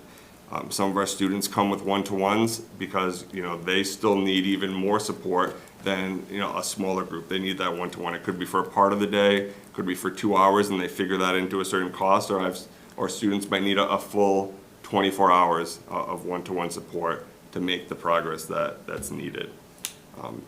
And in some cases, an additional extended school year cost as well. So there's a lot that goes into the finances of out of district, but really what we're focused on is, the least restrictive environment, in that we're providing FAPE. That's what we're doing for all students. I think that's, yeah. This is the favorite slide. Everyone loves this slide. So this, I think it was started 2 years ago that I compared our in-district versus out-of-district costs. As you've just heard from Andrew and Jen, we have a number of those in-district programs. When we have a cohort of students that require the same type of programming to make effective progress, we'll create a program. So as you heard, we have a number of programs in the district. And not only is it better for the student, because they're in their neighborhood, especially now at redistricting, now that we have them at all the complexes, they're with their neighborhood peers, they're with their siblings, they can be in the district, it's fantastic. It's also cost savings to have them in district. So I just picked, a few programs. These are the programs where one could say that if we didn't have the program, these students could go out of district. And these are types of what the cost would be. So for example, our goals program, if we kept them in district, and these are students in our program that require related services, it's about $51,000. Again, these are estimates. If I sent them out of district, and typically this profile of student might go to one of our member collaboratives or our non-member collaboratives, it would probably be around $96,000. Now, this does include transportation costs. Obviously, transporting them in district, we have our own fleet, as you all know, so that's cost savings compared to when we contract to outside transportation companies. So it's about a $1.2 million savings of keeping those students in district. REACH is another, our social emotional program. If we educated them in district, when we educate them in district, it's about $52,000. However, we sent them out of district to either a member collaborative or, say, a private day school like Bradley. Where else do we send our? Dr. Franklin Perkins. It's about $137,000, which is like a $1.2 million savings. Middle school Strive, because sometimes we get to that point in our Strive program where those students might not, as the school is getting larger, the demands are getting a little bit higher, the hormones are kicking in, we might see that we can't really support those students in district, so we would send them out of district. Again, it's about a $682,000 savings. Same with high school Strive, it's about the $1.7 million savings. NEC is the big one, right? So as I keep saying over and over again, if we did not have our NEC partner program, which is why we made the decision to expand the program at the high school, because A, we had the space, we know it's what's best for kids, and this cost savings, we save over $2.8 million by having those students in district. So an estimated savings is about $7.8 million by keeping kids in district versus sending them out of district. As Andrew said, however, we could have every program imaginable. And I think, we talk about this all the time. We think we have all the programs we absolutely need in the district. You really don't really have any more space even to put another program in the district because our programs are expanding and the existing programs keep expanding. There are students that do require that more intensive out-of-district program. And if the data shows that, if the team agrees, then those are the decisions we need to make. And again, it's based on student need, it's based on behaviors, it's based on the environment. Some students just can't be successful in a large school environment. They really need that smaller, intensive school environment. So, as Andrew alluded to earlier, we have a number of consultants and contracted services, because you'll see this when you look at our line-to-line budget. This is one line in our in the student services budget that's always high and already overspent as of December. But we have a number of consultants that we bring into the district to help consult with our team. So we have students that, sometimes we need that outside expert to come in and really help us problem solve on how we can best program for these students. So this year, we have Dr. Josh Plummer, who is joining us to consult with our REACH program. So he is a psychologist. He's a psychologist, yeah. Psychologist that comes in and he meets with our REACH program teachers, related service providers, once a month. Yeah. He comes once a month, and also we do have the opportunity to have families in, and also he'll help with us work with families, and it's really a nice support for them. We also have Dr. Scott McLeod. We've been working with Scott, oh my gosh, forever, as long as I can remember. He is our autism consultant. He works for Mass General, the Laurie Center. And he comes in and consults with our teams for students who have high functioning autism. He also is great. He will meet with parents as well to talk with them and kind of help them navigate the world. You know, it's sometimes parents have a lot of questions on how to best support their own student or what outside providers to help them support them at home. And he's really great working with parents as well as our teams. We have Tricia Callison-Keller from the NEC that comes in and consults with our goals program, really helping us really fine-tune that program and work with our staff.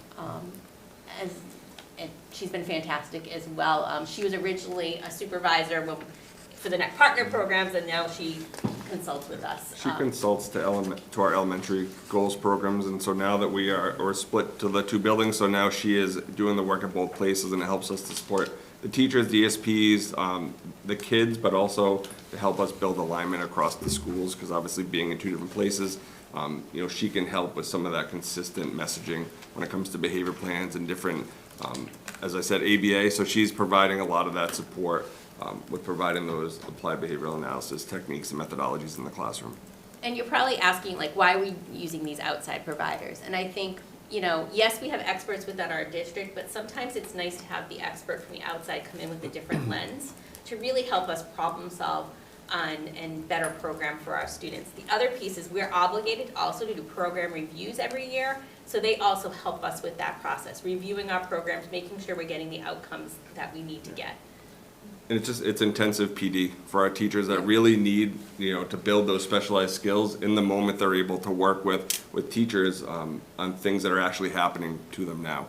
And so it helps to really build capacity of our educators, keep more students in district, and meet the needs of the students.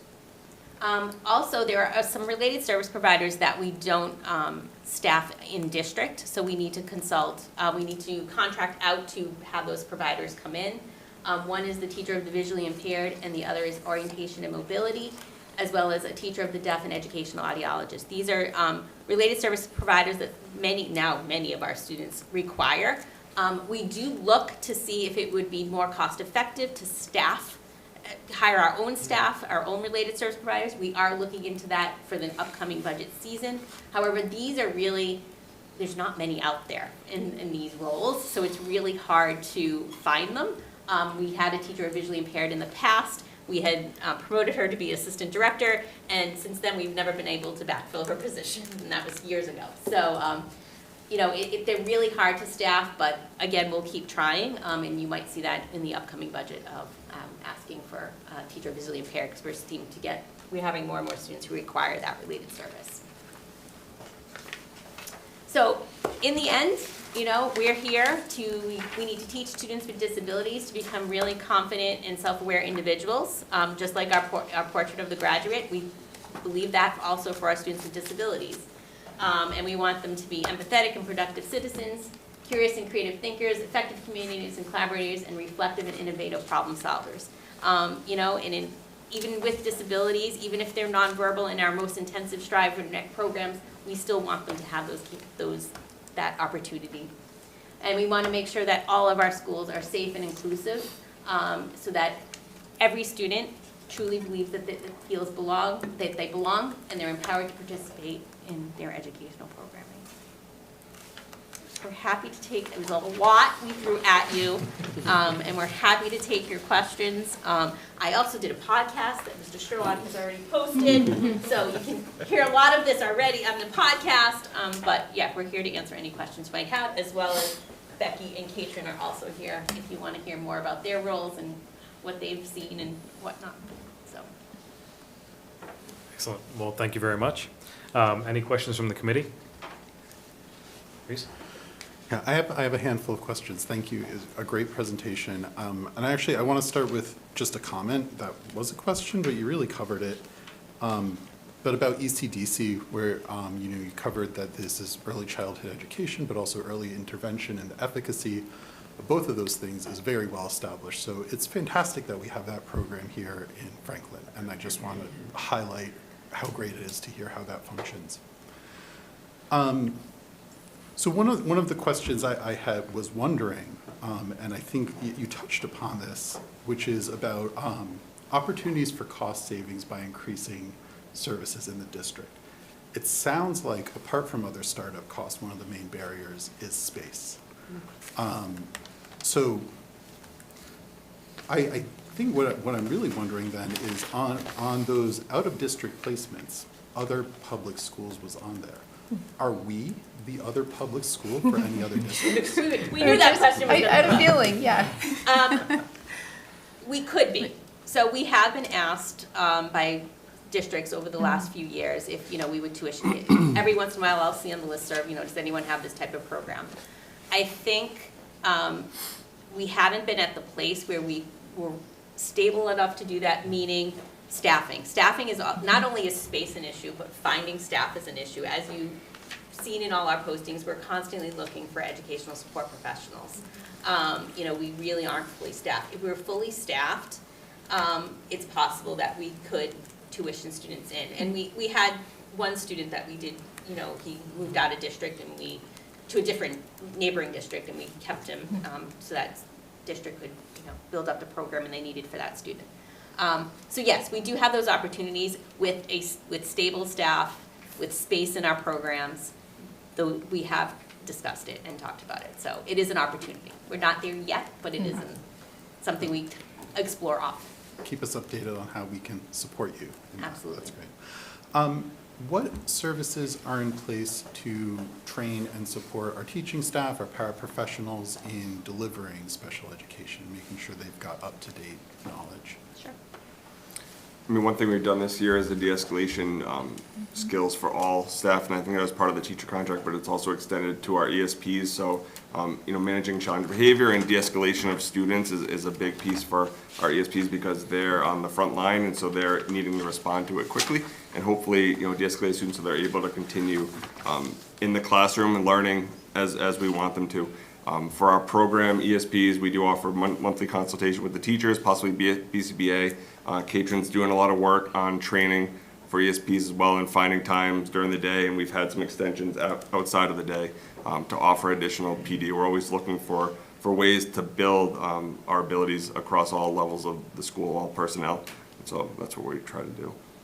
I think if there's a number of our teachers, special educators, we've sent for Wilson training, Wilson certification, Orton Gillingham training, and there's other training that we send, specialized training that we send our staff out to. But we also do professional development within the district as well, focusing a lot on UDL. What does UDL look like for a student with disabilities? They've participated in the professional learning around all the curriculum work that we've been doing. Yeah, we had a language-based consultant for the past couple of years that worked with our teachers around the IDEAS program that we had spoke about. This year we have a consultant looking at our co-teaching model at the high school in meeting with that staff and giving them feedback. So she's be able to give them supports in that area. And I know that our team chairs and Becky as our admin at the middle school, during any kind of department time that they have in the building, they try to do some training with our ESPs or even our staff, our special education staff also. Thank you. Fantastic. Thank you. Two more. One is what policies, procedures, systems are in place to mitigate risks of over-identification in which students are diagnosed or identified as having needs when it may be due to a different issue, or under-identification where a student goes under the radar? How do you handle or try to mitigate both of those scenarios? I mean, it's a high-quality Tier 1 instruction. I'm sure Tina would say that too. That's the first line of defense, and then from there we have students that need maybe a little more than someone else, and that's where MTSS comes in our Tier 2 instruction. This is definitely a Tina question, but we have interventionists, we have specialists, we have people that are providing kind of additional service to our students that aren't on IEPs, and that's kind of what we would try to do first. And it really is a big data collection period of time, because if a student needs to go beyond that MTSS or that Tier 2 instruction, that's when we're getting to our specialized doing an evaluation, determining if they're eligible, and then moving forward with special ed services. Yep, I think our universal screenings that we're doing, all of our different types of assessments we're doing and throughout the year with are all ways that we identify appropriately, provide the right tier 1, tier 2 supports before we get to the special ed evaluation, and really looking at the data. That's really all the work, and you'll hear a lot more of this throughout the year, all the work we're doing this year. I'm really focusing on the data, on MTSS, tier 1, tier 2 supports. Excellent. So, and the MTSS system really sets up to protect against that. Absolutely. Of the data collection. Yep. Excellent. Finally, I'm curious about, outside of like direct instruction and other support staff, are there certain qualities schools possess that correlate positively with positive outcomes in special education? And if so, what are those qualities? I think that for our students is that we have so many inclusion opportunities for them. And I think also our activities that they are a part of. Best Buddies is across the districts, I believe it's at the elementary school level too.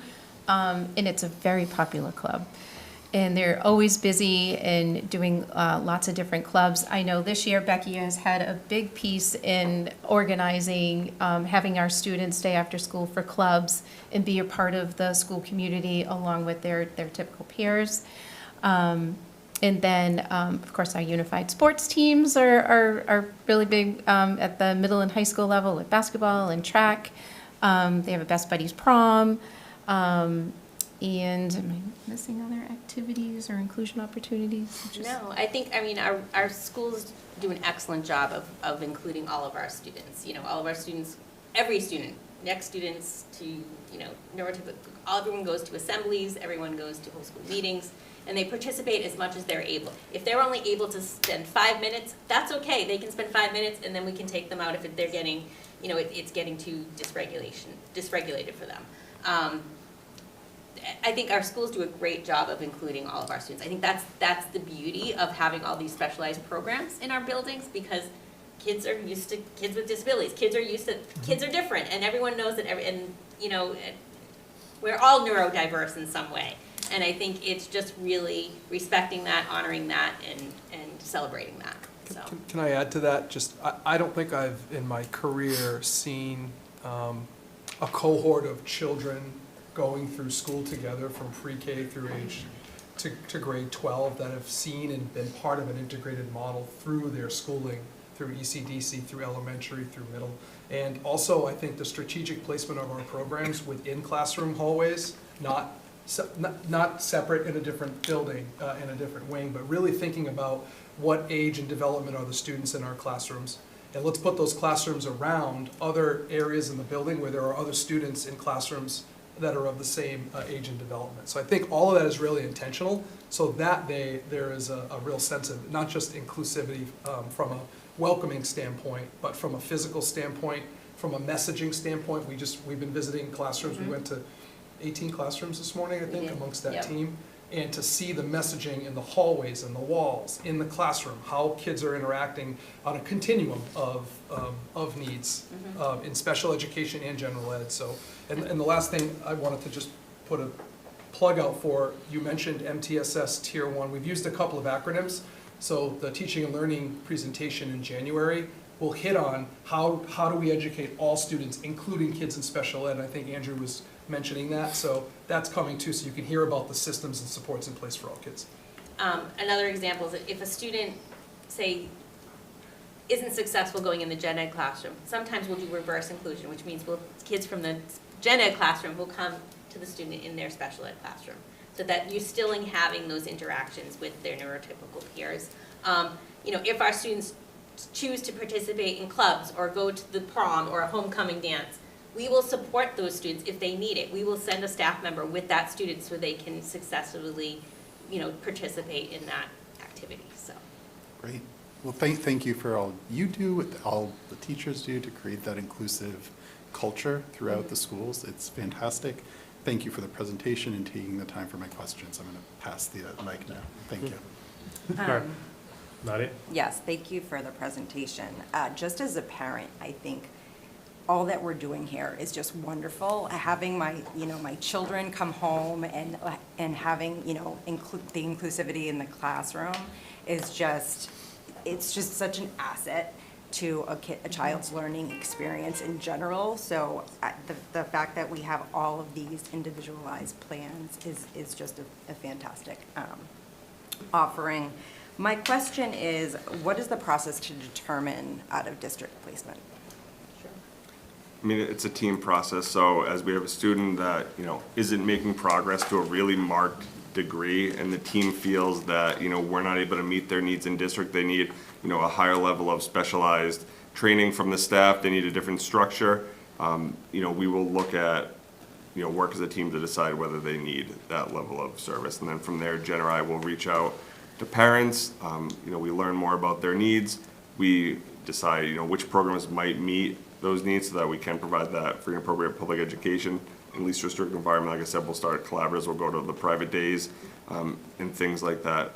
But it definitely starts at the school level. They've tried a lot of things, and for whatever reason, it just hasn't been effective to the way we'd expect. And then we have to move on to a next step because, we can't allow students to continue not to make progress for that long without, trying to decide what else we have to do. And I think, as Paula mentioned before, sometimes it's like the school environment. It's school's different and big, and I think navigating that for students who are really, can be crippled by their disability can be really hard for them just to enter a building. And I have to call out the fantastic spreadsheet with the $7 million savings. I think this number was around 5 million last year, if I'm... Actually, it was 8. It was actually higher. Okay. It was actually higher, but with the increase in salaries here and the out-of-district costs, it kind of came down. That was going to be my next question, the cost drivers there to fluctuate. Yeah. Okay. Yeah. All right, thank you. Anyone else? Yep. No? Yeah, and as always, thank you. I appreciate this presentation. Definitely see the passion that you all have from an inclusion perspective, caring for these students. I don't think people really think of just the wide range of support that you all do. So thank you for that. What was really telling, though, was the slide where you had the enrollment numbers and percentage of students that are using these services. I mean, we're seeing declining enrollment. That's been the narrative since I've been on the school committee. Yeah. But year over year, we are seeing more students that require special needs, special services, and it doesn't come without a cost. Right. So yes, our enrollment's declining, but the cost is still going up. We have to care for these students. We have to give them what they need to be successful. I don't want people to fixate on a specific number of, student numbers are going down, budgets to go down as well. No, it's not necessarily the case. There's a lot of different factors that we need to account for. Right. And I mean, Andrew, Jen, and I read every single IEP that is written in this district. So we are monitoring, not only, I mean, obviously the team decision has already been made, but we're also seeing if there's trends, we question if there's questions. It's not that we're over-identifying students. It's these students are coming, these are the needs that our students have. We're seeing more and more students with visual impairments than we've ever seen before, which is why now we're looking, okay, do we need to hire our own teacher of the visually impaired?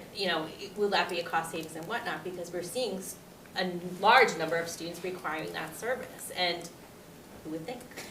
And I'm not sure why, it's not for us to guess, but we're seeing a lot more students with autism coming in that require different levels of service. And, we are obligated to provide those related services to support those students. So, and that comes at a cost. Yep.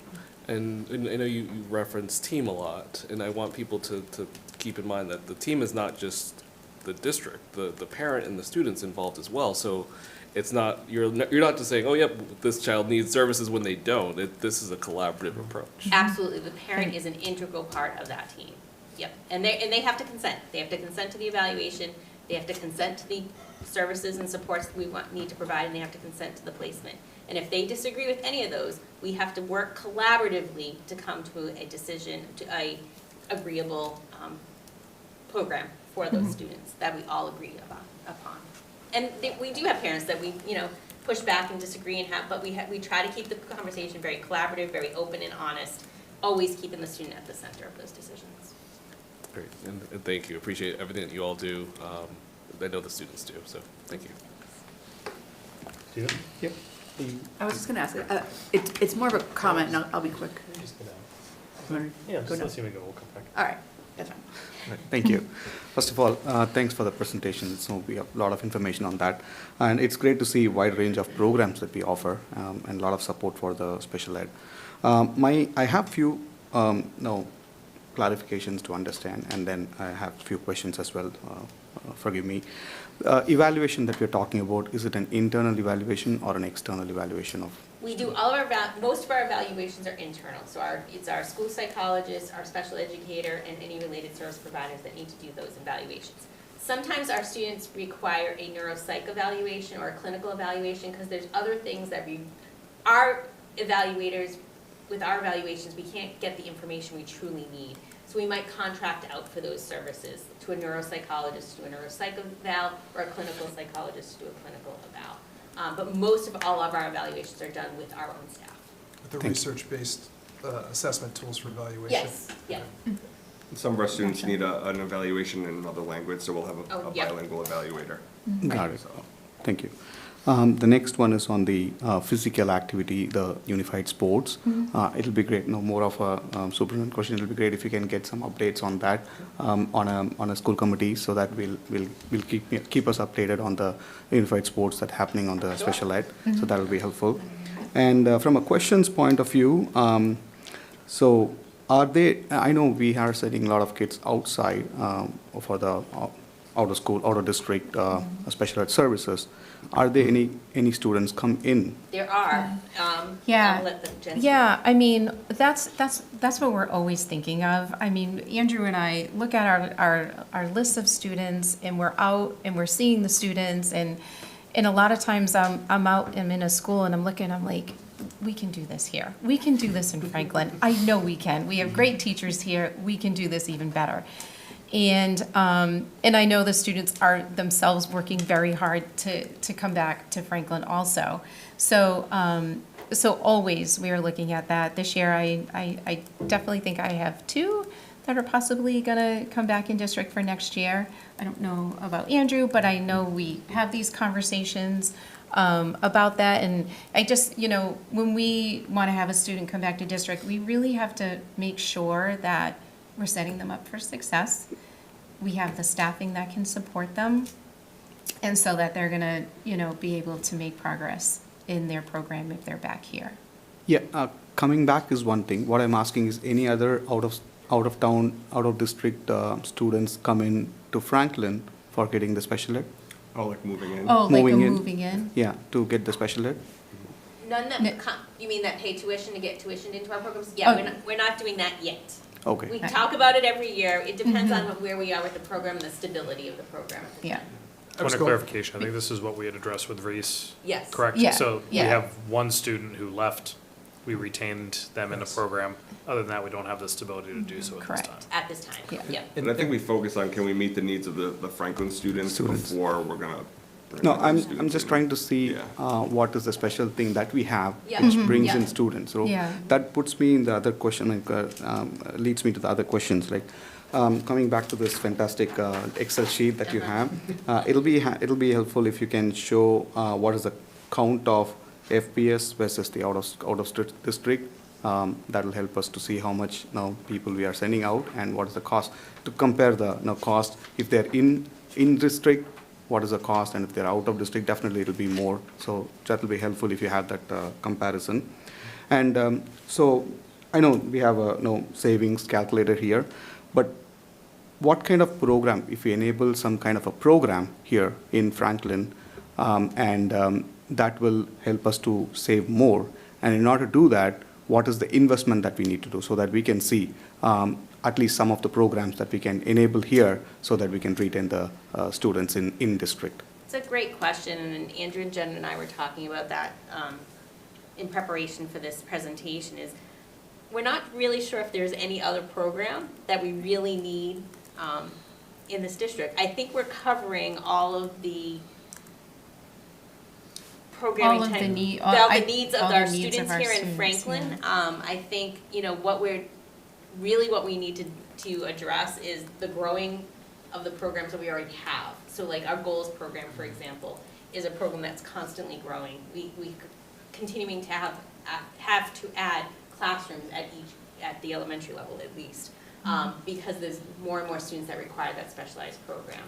So we feel that we have the right programs in the district. It's just a matter of controlling it, if we need to expand them because the numbers of students that need to enter the program.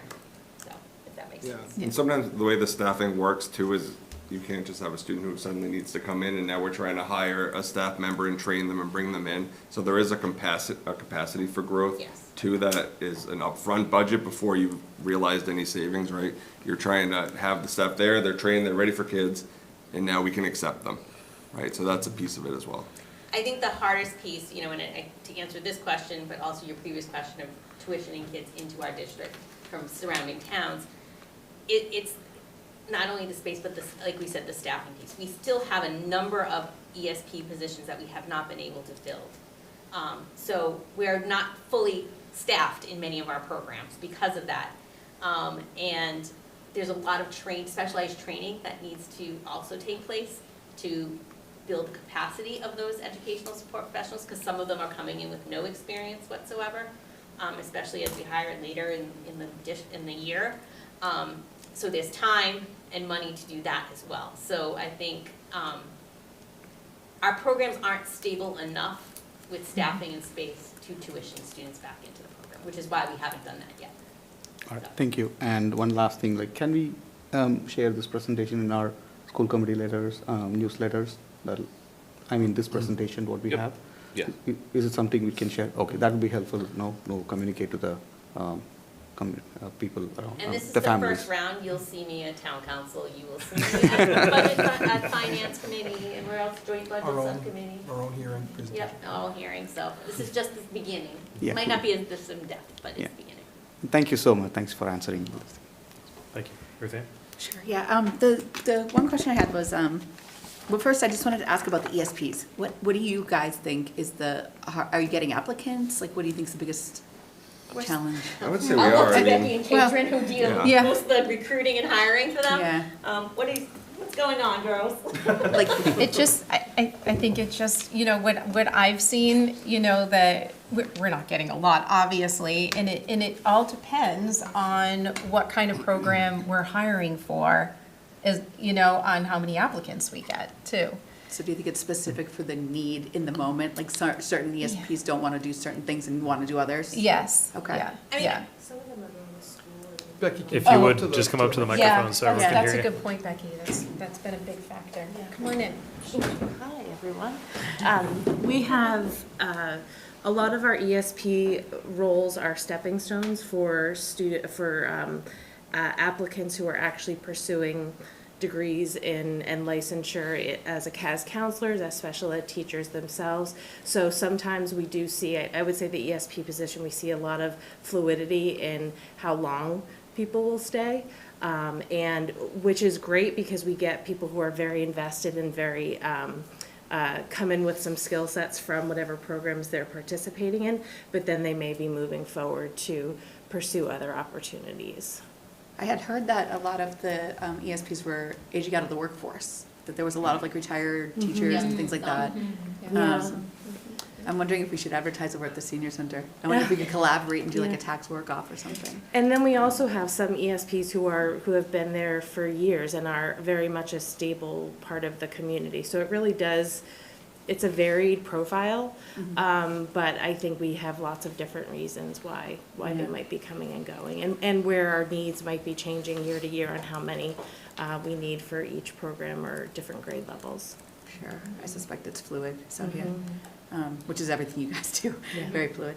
I do think, and this is more of a comment, I guess, so I keep kind of going back to this, how do we engage and educate the non-school stakeholders, like about, because I think the biggest difference between now, we often say to the people in town, like, modern education is so much more expensive and there's cost drivers and, technology is like easily accepted, like, oh yeah, everything's on computers now, that's a pain, it's expensive. And then, transportation, yeah, it goes up and things.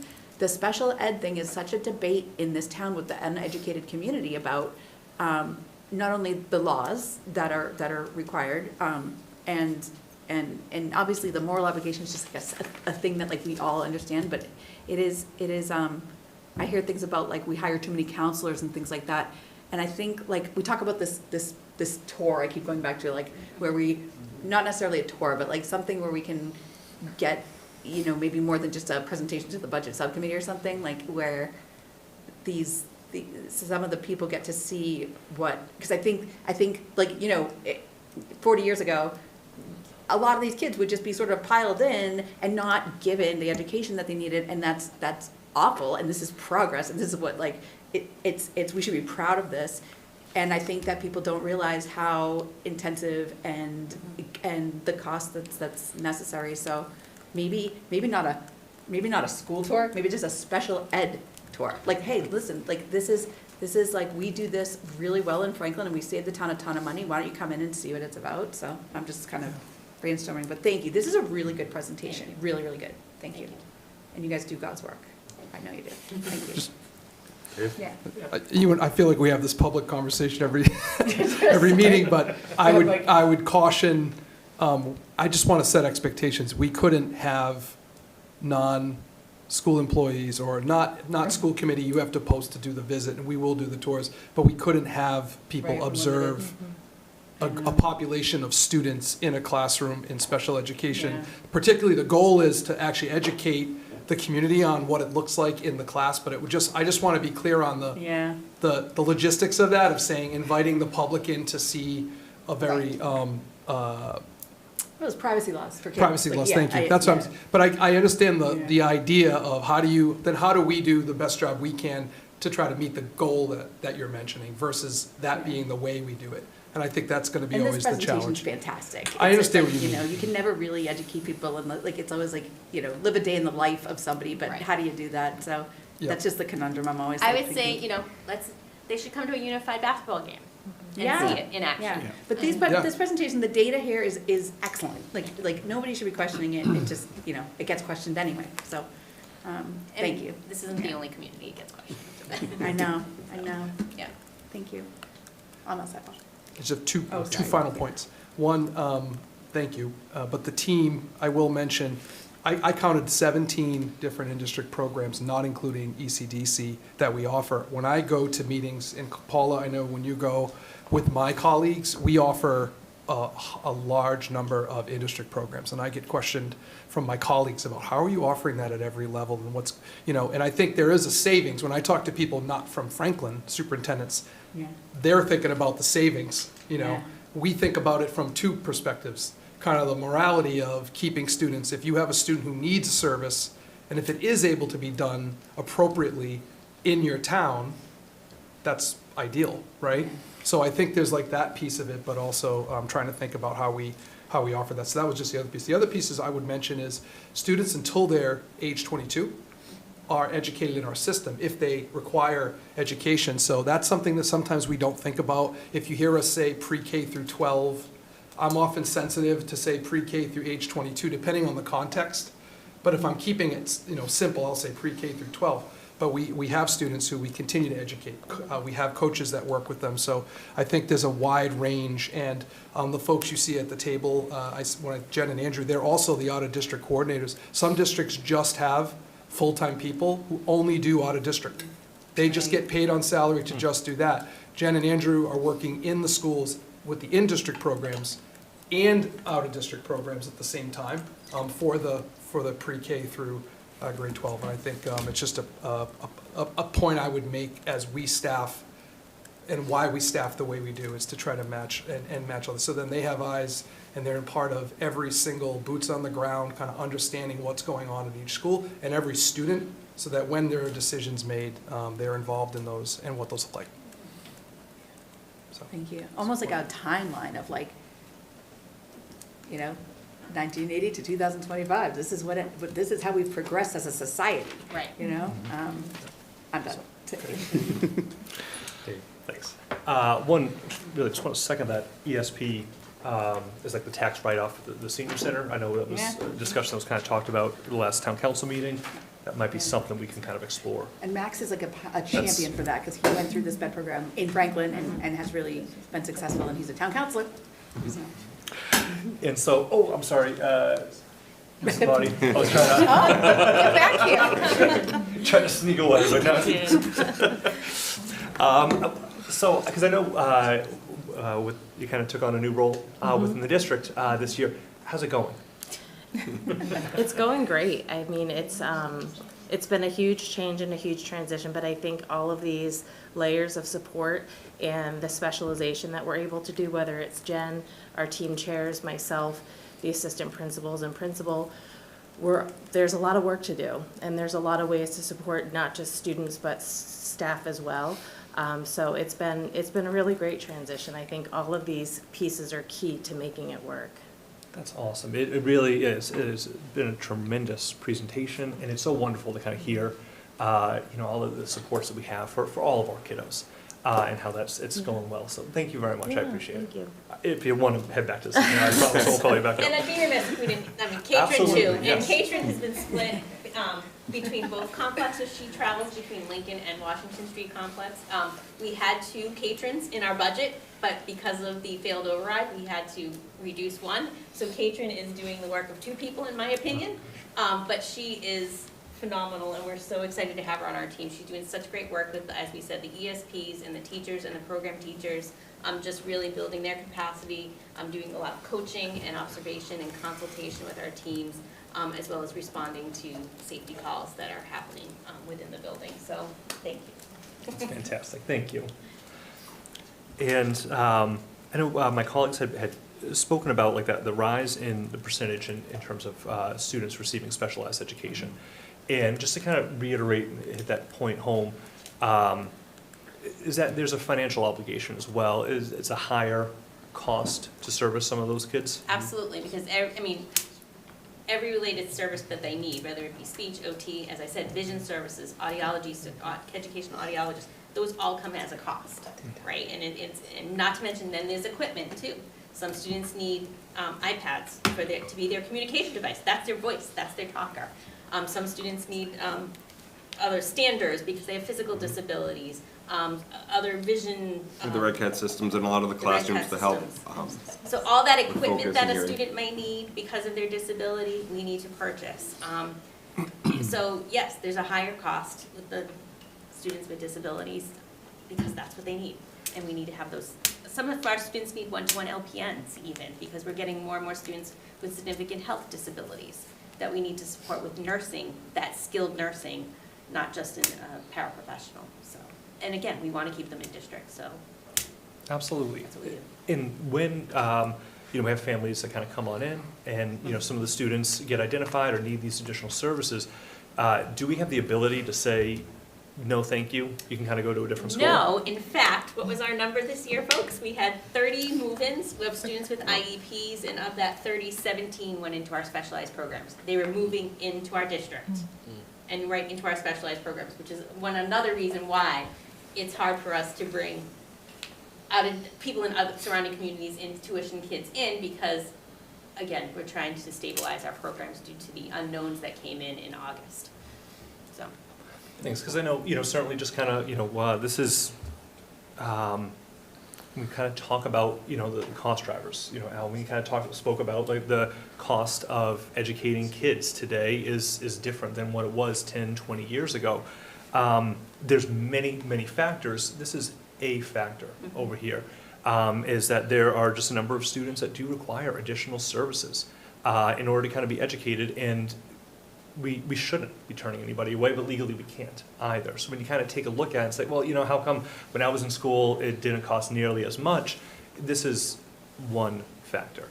But with the cost, again, I want to really highlight the in-district versus out-of-district savings of $7.8 million. For those kind of playing along at home, that's $11 million today that we kind of talked about. 3.2 with the reorganization, 7.8 with the savings in the in-district programming that we have, $11 million. So I know at times Superintendent Jagir, at FinCom, they've kind of talked about what are the out-of-the-box kind of thinking are we doing to save money? This is at $7.8 million in out-of-the-box thinking to be able to kind of keep the tax burden that much lower. But again, there are some great benefits to this as well, besides just that I always feel so cold and callous when talking about this, but I have shared at chalkboard chats and with other folks around town, one of the best stories you had, Paula had told me, was that there was a student in one of these programs, and Mama kind of reached out because for the first time the kid was invited to a birthday party because the whole class got invited to the birthday party. Yeah. Like, there's just so many amazing benefits to having these programs, plus $7.8 million in savings to line item 300. So thank you so much for all the work that went into this, but just in general that's going on to provide a great educational experience for all of our kiddos. Thank you. So, I think people have done a great job of covering quite a bit of detail here. One thing I wanted to highlight, really in my observation, what you've discussed tonight, is I think it is easy, again, to kind of visualize this as a business, right? It's, we have X number of things required, we have X number of staff. And really, I think in the special education side of things, that whole model breaks in, I think, a very healthy way, but it's in a way that people don't necessarily take into account. There is a lot of hands-on opportunity and requirements. There are a lot of time requirements. I know some of the things that you do, as soon as you're notified of something, you have a very narrow window of time where you're legally required to sit down and get that addressed. And when it comes to the sheer number of people that we have in this district and the number of people as part of our special education program, it's important that people understand if we get a lot of those requests in one period of time, we can't just tell all of our staff to drop everything that they're doing so we don't have problems. It requires us being adequately staffed at all times. And that idea of adequately staffed can be a much larger number of people than some people like to hear. But it's not that we're inflating things or that people are kind of just waiting around or hanging out, working for an hour a day and then kind of going home. Yeah. It really is that there are these huge, there's a bolus of work that comes and needs to be addressed quickly. And then in all the other periods of time, there's a lot of hands-on, a lot of engagement, and a lot of need that we're able to address because of these in-district programs that we have. So I do just want to make sure that people understand, really, we are a very human, cost-driven structure in the schools overall, but really the special education program takes that to another level. And I think for people to understand what is needed, really I'd encourage them to reach out to you, obviously handing out your emails instead of mine. But that is something where if people have questions about just all the manpower that goes into any one of these, any one of these wonderful programs, ask. Absolutely. Don't just assume that it's going to be something simple. We have, 100 people in there. 10 teachers is great, 10-to-1 ratio, we're in pretty good shape. And really, we can't do that. There are a lot, many more layers that are involved. And to achieve this cost savings that, multiple colleagues of mine have now commented on, there is that kind of investment. There is a lot of training. There is a lot of work that is involved. It is never just a simple, great, we want to offer that, hire a person, Right. have that program going. Some of these programs, I believe you had in a presentation last year, you had the number of people involved here, the ratios that are required, and some of them are, well, most of them are single digit. Yeah. Single digit ratios, and you think about, really what that's going to require. So, thank you for really organizing this and kind of putting these things together, having so many different sets of numbers that are really important to our community. And for the community watching, again, please remember, there's a lot that goes into this behind the scenes. We summarize it in an hour, but we do, Sorry, they're I know really. it's supposed to be 20 minutes. I'm like, no, it's not gonna be 20 minutes. But there really is so much more. Just because we don't see it day to day, just because our students might not be impacted by some of these programs day to day, doesn't mean that there aren't dozens of people working on each one of these programs, supporting each one of these students, so that we can have this really inclusive and wonderful environment that we've been able to create. So, thank you. Thank you all. We really Thank you. appreciate your support. Thank you. As they transition, because I'm cognizant of time too, is I think what's not seen in the presentation is also, this is not a turnstile approach of if you ask, you get. I think in credit, there are things that people request that we don't accommodate or we don't determine to be the least restrictive. And I think that's the stuff on the back end that happens with the team to say, hey, we're trying to do this with fidelity and make sure that we're providing the right amount of support based on the data, based on the information we have. So those are the conversations that happen throughout. So I think just the way we approach this is really to be as cognizant as possible, just from a system standpoint. So thank you. Okay. All right. So next, I'll keep moving, Dr. Griffin. Please do. Okay, so next we have a capital request presentation. The packet was included, the information was included in your packet.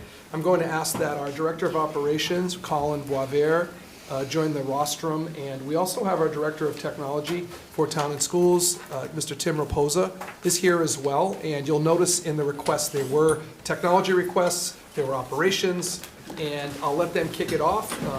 You know, we recognize it's 9:30. There was a lot in this agenda. We packed 2 meetings in one, basically, I feel like, in the month of December. But thank you both for being here, and I'll kick it over to you, Colin. Yeah, I want to, again, thank Tim for being here to help support this presentation, particularly on the technology items. So today I'm going to go through the capital requests for this year. Just a quick rundown of capital projects. These are long-term investments in facilities, curriculum, equipment, or infrastructure that align with and support the vision and strategic planning of the Franklin Public Schools. These projects typically have a high longevity, substantial costs, and are designed to strengthen the district's infrastructure for future needs. Sources of funding include free cash, short-term revenues, and bonds, and funding is allocated by the town. This funding also does not impact the general budget. This is separate funding that's allocated for these projects. Examples of capital projects may include major facility improvements. This could be roofing projects, HVAC systems, plumbing, construction, curriculum purchases. This could include books, digital resources, kits. Security improvements, there could be technology pieces like camera and door access, controls, there could be physical projects done to the building, such as lighting, there could be furniture, doors and windows, security, things like that. Vehicles, special education vans have been a common request over the years. Recently, too, we've also gotten a new food service van as well over the last few years. Also, equipment and furniture. Other sources of funding for some of these projects that I mentioned, too, we do try to look out for earmarks, grants. We utilize community preservation funds as well when possible, but we can't always count on them, so capital requests move forward with what we have. So I'm just going to run through the capital request process. First, we plan and review. We meet with all school principals, department heads, and create a plan at the district level, and then we create and we bring it to you, the school committee, which is what we're doing tonight. Once school committee approves our plan, it then goes to the finance committee, and the finance committee will then approve it. After that, we'll go to town council. After town council approves it, the funding would get allocated to the schools, and we would start projects. During that time, we would go through a procurement process. So after we find out what amount we are allotted, we would go through a procurement process for these projects, which would include like releasing a formal bid or RFP, and or just getting quotes depending on the value of the project. After the funding is allocated, we would then manage the projects from start to finish. So we have funding in hand. We would contract with a vendor, and we would manage the projects. So last year's request, which are this year's current projects, we requested 2 special education vans that got funded this year through last year's capital request. These vans were 13 and 14 years old, had over 167,000 miles each, rust on multiple parts of the body. We got funding for beta traffic design. This project funds Phase 2 of the district reorganization traffic plan, which will improve traffic flow and enhance community safety. Security improvements, this project funds a multi-year security improvement initiative to modernize the security systems within our schools. This project is currently funding camera replacement or repair. If you didn't know, we went through a major reorganization.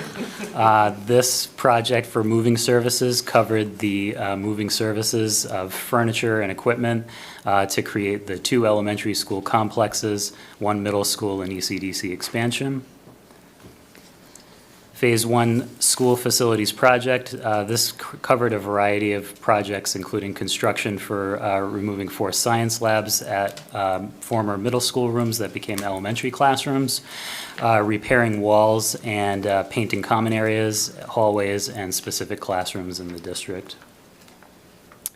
And the last capital request from last year for projects this year, OPM services for Remington Jefferson school improvements. So this OPM services for roof, HVAC, and fire alarm projects at Washington Street Complex. This is for the OPM, which is required by law for projects that are over $1.5 million. This project is expected to be about $10 million. This project too would require a debt exclusion as well. So we are currently on hold as we look to source that funding. So it's not on a capital request from facilities this year, as it will require a debt exclusion.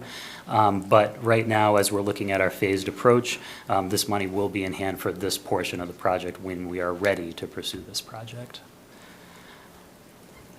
So now looking at this year's requests for next year's projects. So these are school requests for under the school capital requests. Request 1 is a special education van number 11. This is the final remaining van in the fleet that is more than 10 years old. It has over 125 miles, significant wear, and increasing in maintenance risk. This obviously will help improve the fleet reliability and look at managing some of the costs that might be going into this vehicle. We also want to mention too, we did earn an earmark this year for an additional special education van. So instead of requesting 2 this year, we're only requesting 1 because of that funding that came in. You just heard the wonderful things that Student Services provides for our district. So this is just another way to help support them to kind of keep that program running as it's hitting a lot of its capacity numbers right now. This van will help sustain some of its operations. Request number 2 is district-wide school safety improvements. This is, again, part of the multi-year initiative. It aims at enhancing school safety. Again, it's focusing on replacing or repairing cameras in the different school complexes and, with the goal of creating a safer school environment. Request number 3 is a classroom infrastructure improvement project. So during the reorganization process, we did a lot of building walkthroughs, and we created priorities for different spaces as they were, changing purpose. We created a plan to address different projects, and this phase of it includes classroom wall repair, painting and flooring projects. We've had some classrooms that have different purposes now and have different needs. So this is a way to, keep classrooms maintained, safe, and support a successful learning environment. So Tim is going to help me a little bit with some of these technology requests. So the technology has some requests that are for town and schools. The majority of the requests are for schools, but we'll go through each one here. So the first request is the wireless access point licenses. So this project renews the town and schools 690 wireless access point licenses for 3 more years. So this will support continued security, reliable network, and reliable network performance. And it's absolutely critical to maintaining the wireless infrastructure. And I think it's important to note that after the 3-year period that this covers, the hardware will likely need to be replaced. feel free if you want to jump in on any of this. I mean, that was perfect. If you want an example, it's that thing right above the head there. That's what we're talking about, that wireless access point. 690 throughout the town and school, and as Colin has said, you know, it's the majority. It's roughly 75% of those are in school buildings and 25% are in throughout the town buildings. The second request is extending the support for virtual environment to 2027. So this project extends the support for on-premise virtual environments through 2027. This ensures continued stability, security, and operational continuity. And there's two of these in the district, or two of these in the town, right? So one's at FHS and one's here at central office. The third request is replacement of 350 Chromebooks for sixth graders. This is to replace 350 outdated sixth grade Chromebooks that were purchased in 2020 to ensure reliable performance, updated security, and support classroom learning through 12th grade. So I think it's important to note that these Chromebooks are carried with students from sixth grade on. So that's the life cycle that we are looking at. Trying to hit. Yeah, that's a long stretch, but. Request number 4 is teacher laptop replacements. We're looking at 300 units, again, purchased in 2020. They're now out of warranty and could incur substantial out-of-pocket repair costs due to their age. And with aging devices, obviously, having newer units would reduce hardware failures, improve productivity, and ensure that consistent instructional experiences across the district. So there's some facilities requests too for schools. So these requests you'll see under the facilities department requests, but they are for school projects. So the first one is FHS chiller coil replacement. So this is to replace a leaking chiller coils to restore full cooling capacity at FHS. It will improve efficiency and ensure a comfortable environment for the school. The system right now, due to the leaks, is not currently operating at full capacity. Washington Street, it needs a chiller compressor replacement.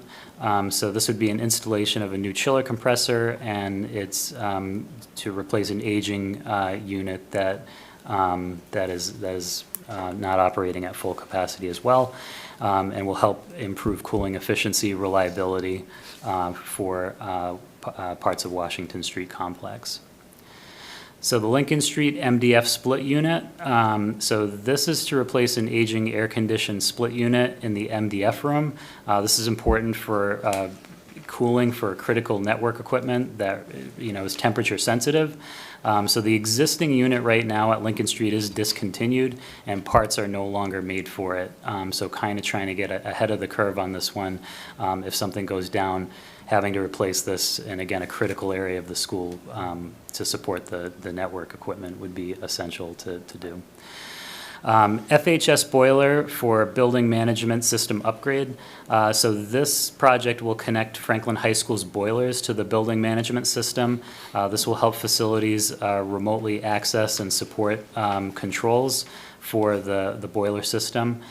This will also improve efficiency, system visibility, and overall heating management for FHS.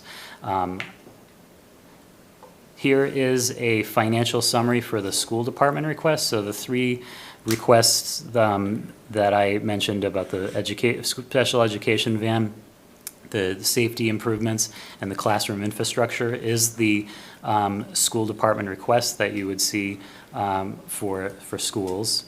Totals $301,000, $538. And for technology requests and for facilities requests, these are the ones that you would see for them. And again, feel free to add anything for technology if you would like. No, I mean, I'm more than happy to answer any questions about the details of any of those line items if you have any. So facilities obviously has a whole host of other requests, so these line items just kind of show how much is going towards schools projects for this. So $173,000 from the facilities request will be going for school projects. Also for technology to request 1 and request 2 are a split between town and schools is worth noting. So we also just wanted to give a little bit of a forward view on some potential future capital initiatives. These wouldn't necessarily result in capital requests, but just some projects that could be a consideration for just to keep everybody informed. So future curriculum purchases. From pre-K to 12 curriculum purchases. We don't have any curriculum purchase requests this year, but they do come up on a somewhat of a schedule to address the needs and to keep the experiences for students aligned with our standards. The middle school and high school auditorium, both the middle school and high school auditoriums do need some improvements. This includes some lighting and some sound system repairs, some seating and flooring as well. There's some damaged seatings at the facilities that could, be repaired, and flooring as well. For the middle school media center, the media center at the middle school used to be shared elementary and middle for Oak Street and for Horace Mann, now is a full middle school hub. So to kind of accommodate the learning that is going to be going on at the middle school for longer term vision. We want to look at that area and kind of optimize the space. This could be some construction projects, some flooring. It could be some furniture to kind of enhance the space to maximize learning and student support. As we mentioned too earlier, the beta traffic, while we are still currently assessing, from the start of the year, we had said that we wanted to assess conditions before jumping into a large project and making a recommendation. We are still assessing and still also looking at needs and available funding and how that should be utilized. So again, similar to the OPM project, this money will be available when we have a project to recommend. But right now, we're looking again at a phased approach and still kind of assessing the needs and what's going on at each facility before we jump into a large project. And with that, we're happy to take questions. Excellent. Thank you very much. Any questions from the committee? Stephen? Yeah, sure. So I was just looking at the infrastructure or the technology request. You want to go back to that slide? Sure. Yeah. We have mentioned about 100K for 350 laptop Chromebooks, right? Yes. Yeah. What is the per laptop, Chromebook cost? It varies. So those numbers are ballpark. So depending on what I am able to negotiate at that point in time, it usually ends up somewhere between 310 and 350 for that $100,000. Our goal is obviously to cover every 6th grade student coming in with spares, because we need to have additional spares to swap out when a Chromebook is broken and repaired, and we like to give them the one that we gave them instead of giving them an old one while they're waiting for their new one to come back. So. Right, yeah. And when you say it's out, like they're starting from 6th grade using the same Chromebook, expected to use the same Chromebook, is there like a warranty or something, like an expiry date for a warranty for these Chromebooks? Well, all Chromebooks come with a 1-year manufacturer's warranty, but we insure them annually, and I'm sure you all, if you have children, you get those emails, insure your Chromebooks. Yeah. And it's a great bargain. It's, this year it's $45, and it's, unlimited breakages within reason, and all non-intentional damage is covered. So that's how we, warranty our Chromebooks. The warranty covers the slowness and performance of the Chromebook as well? No, it does not cover That's the problem, performance. because few of the students, they were saying, it'll be great if they get a new Chromebook because of the slowness and the performance. So I'm just trying to see if there is a leverage for us to evaluate some of the complaints that we receive from the specifically middle school and high school. High school, basically, they will be using that for almost 3 years, right? And then see how we can get a list for replacement. That will be helpful to add this into this cost. I would love to replace more than just the 6th grades when they come in, but this is part of the COVID hangover, right? So, and COVID, we bought 4,500 Chromebooks in 1 year, all of them. So they are all the same age. So we had to choose a time, a year, to start replacing them. And obviously we can't afford to replace all of them. So that's what we're doing now, is we're chipping away at that mountain of Chromebooks, and we're trying to get them on a replacement cycle. 6 years is not optimal. I 100% agree, and if we come across money, I will definitely be jumping in there and saying, we really need to replace these as well. I have fingers crossed that they're gonna last that long, and the performance is an issue, and battery performance is an even bigger issue.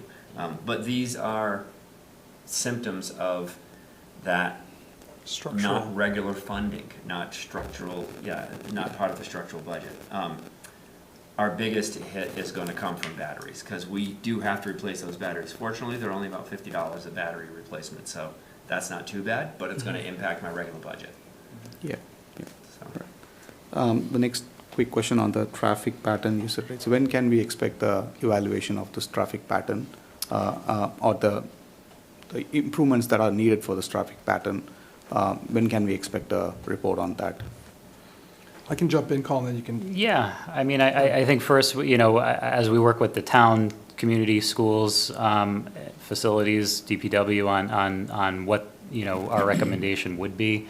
I mean, you'd be able to speak better for Sure. a timeline, I guess, but that's. I think this where we're speaks to at. your questions are good, because both of them, the technology question and this traffic design, speak to a larger issue of not having funding to do the project. So even with the Washington Street or REMJEF project, how it's worded, needing to find funding sources to complete that project is one.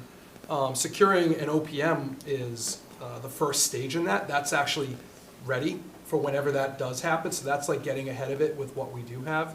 But I think between technology, those huge facilities restructure at one of our remodel at our Washington Street School, and when I think of technology, they all fall into me that same kind of theme of there are things that would be recommended. We have done the study. They will recommend a series of choices that we could choose to do, but they would cost money. What we've determined is through the study, we learned a lot about what we could house at the middle school, the elementary, and at each of the elementary schools for traffic. We saw early on, I think it's already been mentioned, and I know it's late, but we saw a high intensity, I think Dr. Griffith mentioned at the beginning of the school year. If I was to look at prioritizing funding, it wouldn't be for a major construction project for traffic at this point. However, we needed to do that work when we were redistricting at that time, because the community was certainly wondering, but we wanted to make sure, can we fit every teacher in every parking lot? Can we fit our visitors? Can we do that? Appropriately and safely? So I think it's a great question that you're asking, and we would not move. But I think what you did was good, was lay it out that this could be a future project if we determined we needed it. For example, at Lincoln Street, if we needed to do something. It's just the cost to do that would be a high expense, and I don't even think it would fit within our capital. And what we do know this year for capital, we've put forth a disciplined request. I looked at last year's letter, and we had total between the technology, facilities, and schools, it was like 1.4 million, I think, total. And then our school requests were about 800,000. Now they're about 300. And that's really to try to be as responsive to our context in Franklin and the funding that we have, and try to look at what is most important. We're looking at repairing security cameras. And security cameras and that type of thing, they're important. And when you need them, you need them. And I think there's an expectation in our community. I have my own children in our schools, that we're looking at the safety and we're keeping up with what we have, not looking to add more, but look to actually replace and repair what we have in there. When we look at the technology requests around wireless access points, that's not only a safety thing, but you can't operate a device without those existing in buildings, and that's actually town and school. So we tried to really point out of what's really necessary. And there's one van on there, it's the last one, and we work very closely with the garage. Jay Stearns in the garage is phenomenal. Phenomenal. What he does to keep these on the road is amazing. The tricks and the things that he does to try to keep them on, even when where we're seeing the frames are rusted, they won't get through another inspection. He figures out ways to make them last, so. Yeah. But he does, he replaces what he needs to, because he'll keep a van that's decommissioned as a parts van, and then use the parts if they match to do that. I think that's a good way of how we work together to look at how we can stretch every resource we have. So that was a long-winded answer, but it all fits in the same theme of, I think there's a lot of things we would want to do, the town would want to do, each department would want to do, but these are limited resources, and I'm not sure with capital which direction we go, but what we do know is we need to get in front of you all as part of this process and get approval on these requests, so that if the capital funding was to move forward through FinCom and the town council and the town administrator, that we're prepared and we've put forth a series of discipline requests. So. Yeah, I mean, I don't have any other questions on the numbers, because the numbers look great, but only thing is the ask on the, Right. the infrastructure cost, so that we can support the high schoolers as well who needs the Chromebooks. That's what my intention middle was. school. Yeah, and then one last thing, like there is a future initiatives. Do you have any number on that, like ballpark number, or is this just a high level planning that we have? It's more high-level planning. I mean, we have some numbers, but, I think that there's a combination of finishing the vision that's involved before we bring it to you. There's also a multi-year projection capital plan that is shared amongst all of the departments. So I do see, I'm thinking about facilities is already projecting on where's the next boiler. We can start to model out, and I think that's what you're asking is what's the range, what's the long-range plan for some of these things? So we can certainly get more detail on those for you. Perfect, thank you. Thank you. Roseanne? I don't have any questions. I think you did a good job trying to keep it, not overly inflated. And, I'm sure we could use a lot more, so this looks good to me. I'm good. Awesome, thank you. Reese? Yeah. Yeah, I have a couple of questions. First is, this is a tech question. What is a virtual environment? I knew that was going to come up. So, back in the day, you used to have a server sitting in every building, right? Basically authentication servers. When you log into your computer, it authenticates you. All of those physical servers have been all virtualized, and it's much more cost effective. So you basically end up with a virtual, it's called a virtual stack, right? And this box sits over in the closet over there in the corner of the tech office here in the town building, and it has about 100 servers on it. And there's a duplicate one, a replica, sitting at the high school, and they mirror each other. If we had a catastrophic failure at the high school, we could bring the schools up at the town hall, and vice versa. If we have a catastrophic failure here, we can bring up and run the town from the high school. So those mirror each other. That is our virtual environment. We buy those with, we start with a 3-year warranty usually when we buy them, and then we try to extend it for another 3 years. And if it's still running great after 6 years, which it is, we say, well, we're not going to spend the $200,000+ in a year that we're really strapped for money. We're going to see if we can extend that another couple of years. And what that maintenance is if the hardware breaks, can we still replace it? And that's what that covers. That'll cover us for about 1.5 years. We're already into it, the 2-year mark.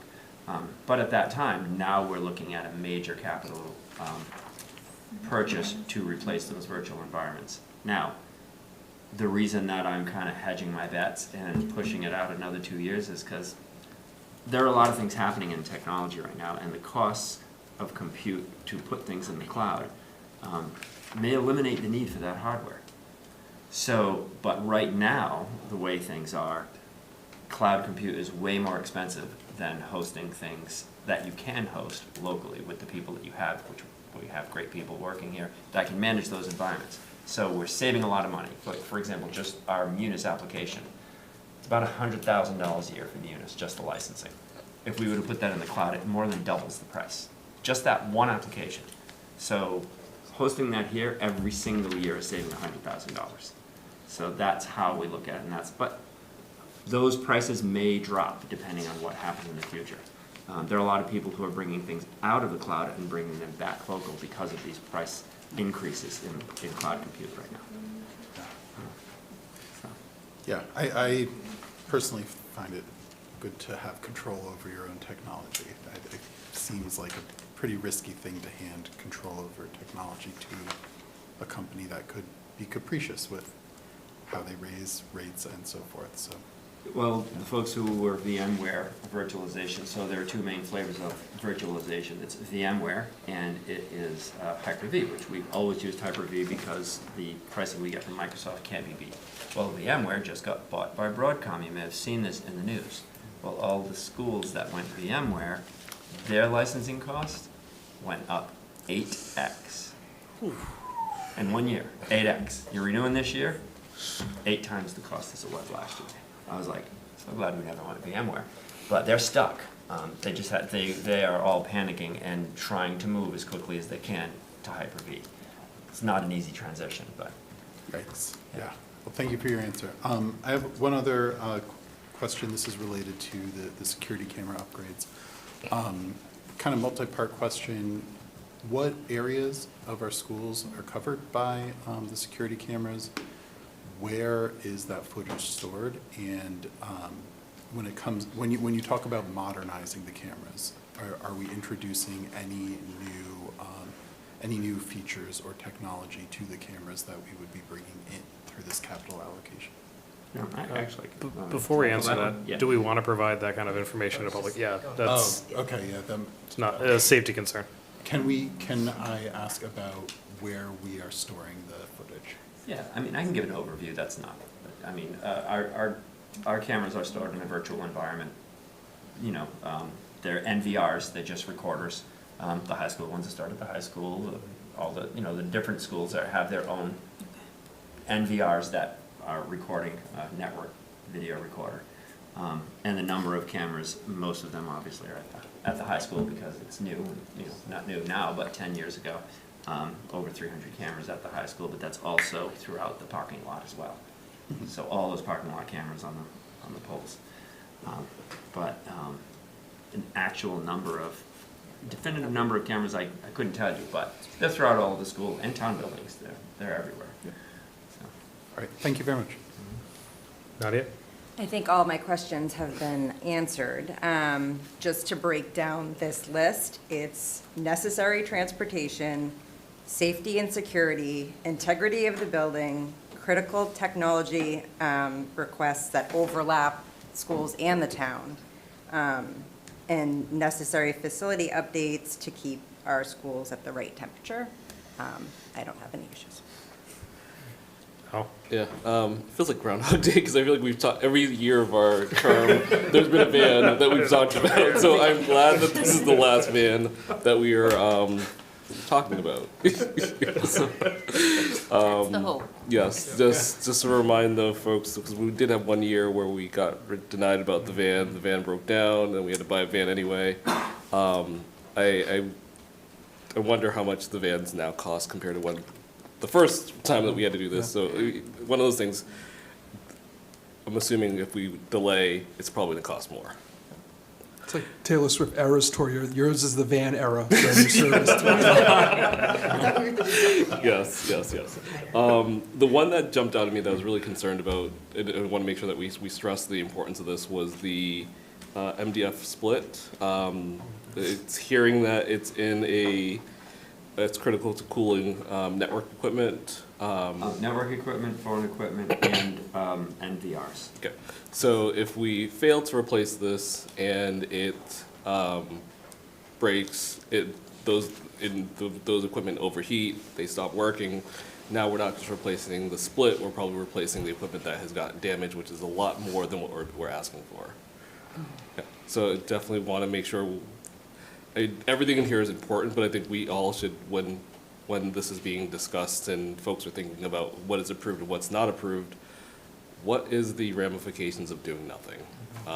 Because it could be a lot more costly than what we're asking for now. And I see these, especially the facility requests, akin to you got a leak in your roof, and it's like, yeah, let me just wait, and it could have cost you $5,000 to fix it, but you waited, and now it's costing you $100,000 to replace your whole entire roof plus your framing inside of your attic, and now you're scrambling to find the money. And I know when you're cash strapped, it's easy to say, let me just kick the can down the road, but it may cost you more in the long run. So just, I think we also keep that in mind, and especially should be emphasized when these requests are shared with the various folks that would approve it.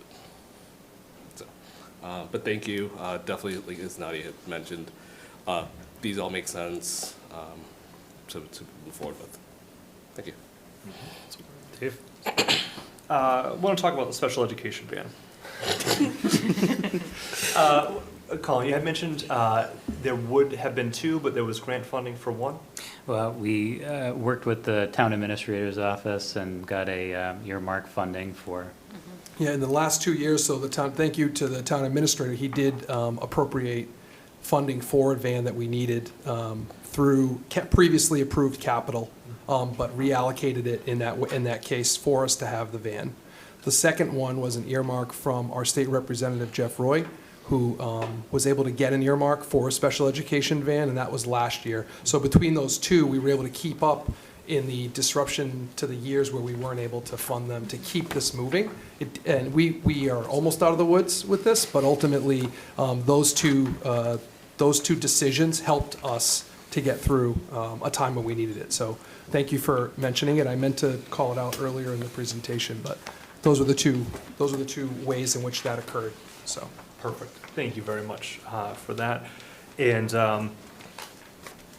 yeah, I really hope as this kind of goes through to FinCom and to the town council and the general public sees this as well, they really do kind of recognize that this is a $500,000 less, reduction than what we've typically kind of asked for or received over the years. And again, because Colin, as you pointed out, there are things we could spend the money on. If we find George Connolly's pot of the gold at the end of the rainbow, we're buying a whole lot more laptops. We got maybe some traffic implementation over at Lincoln Street or other places, but this request over here is just pretty much what you say is the bare minimum, what we would need right now. this is the prioritized, most important things that we would need to continue to operate effectively. Yeah, and kind of given the financial realities that Franklin's in. So I hope that as folks kind of look at this and dissect some of this stuff, you're not trying to squeeze any more off of this. The request, I'm sure, could have been a lot higher, but had to be already pared down before it even kind of goes public, before it gets seen by us, because of the financial realities that we're in. So thank you very much for the prioritization, for the long-term, looking as well. Thanks. Awesome. So just a couple quick things from my end. Thank you for explaining what the virtual environments are and also highlighting the wireless access points. What is the alternative if this gets rejected? Do we have to plug in during these meetings? So the wireless access points are a non-negotiable. If they don't get in capital, they have to go on regular budget. If not, next August, they start to stop working because these are licenses. These talk to the cloud. So about every 30 days, they'll go out and check to see if the license is active. And if we don't have a license, they just say, oh, I guess I'm all done now. I'm done working. And they stop. So we have to have that. If you got 4,000 Chromebooks roaming around your buildings, you've got to have Wi-Fi, right? And 500 teacher laptops. So it's really a non-negotiable on that one. The virtual environment, when all your critical infrastructure is in those pieces of hardware, you have to have them warranted. You have to have the ability to replace the hardware. Now, like I said, knock on wood, they've been rock solid. It's the only reason I'm extending them another 2 years is because they have been rock solid, knock on wood. But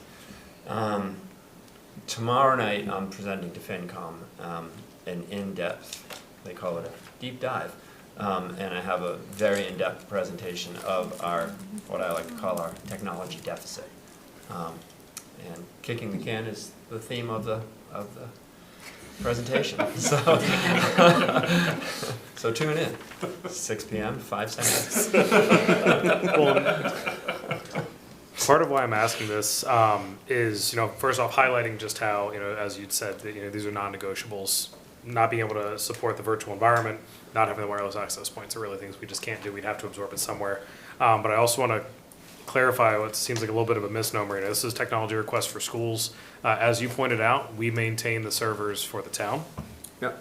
like the virtual environment where we can duplicate the town, we can save if anything goes down. And the town they does the can same save for the for school. us. Yes. So there is this kind of back and forth. So there's definitely a vested interest where it's not just the schools being impacted here. And then as you point out, that wireless access point is included in this as well. Yes. So we have, this is a much broader thing. Technology sits under the schools. It is technically a request through us, but it is not just for the schools. Correct. Okay, excellent. And then the only other, comment that I had is, looking at the chillers, so we're looking at 2 chiller, replacements, and then a boiler.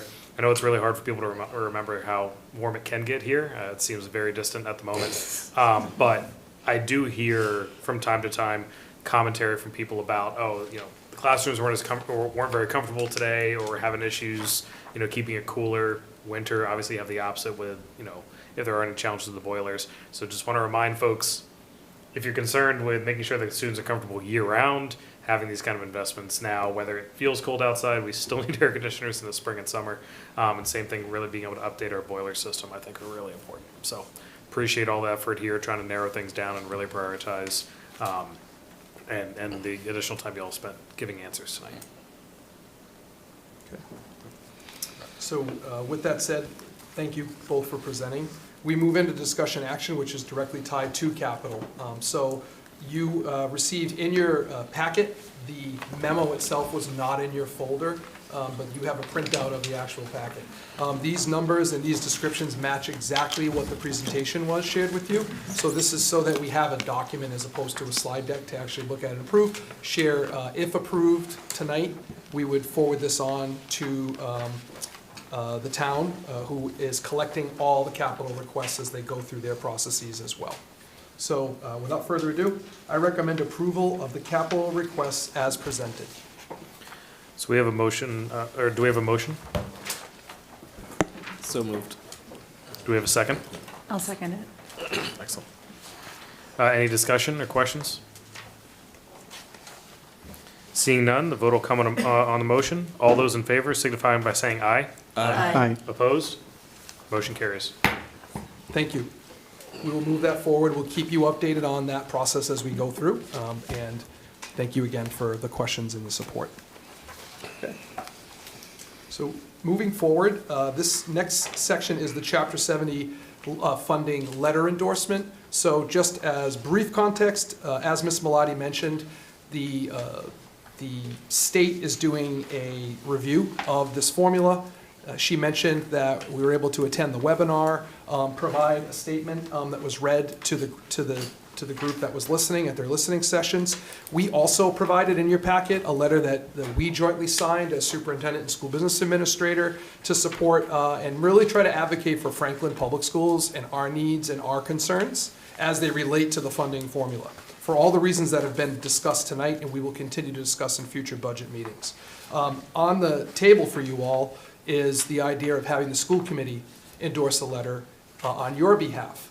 Because you are a body, if this came from a body, it needs to be discussed openly and deliberated about the letter in public, as you can't do this letter on your own on the side. So ultimately, I would kick it over to our chair, Dr. Griffith, but ultimately, the conversation is around putting a letter forth on behalf of the Franklin School Committee regarding the impacts of Chapter 70 funding and wanting to make sure that there's a thoughtful decision made by the state that doesn't impact Franklin in a way that is negative and abrupt and whatnot.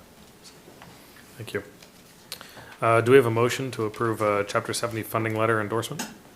Yeah, I move to approve the Chapter 70 funding letter endorsement. Do I have a second? Second. Any discussion, questions?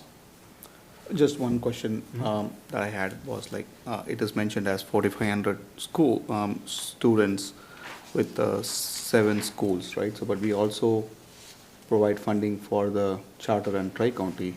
It'll be great if you can increase the count of schools to show some significance on the number of schools that we support. Instead of 7, make it 9. I can answer part of that. I think part of it, the idea being, I think actually across the state, districts have their own feedback on what Chapter 70 should look like for funding.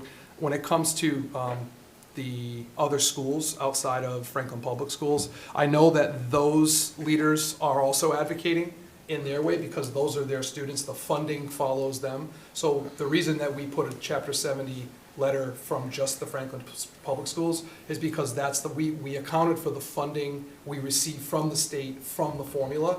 We didn't include other schools that aren't part of the funding formula that we receive money for.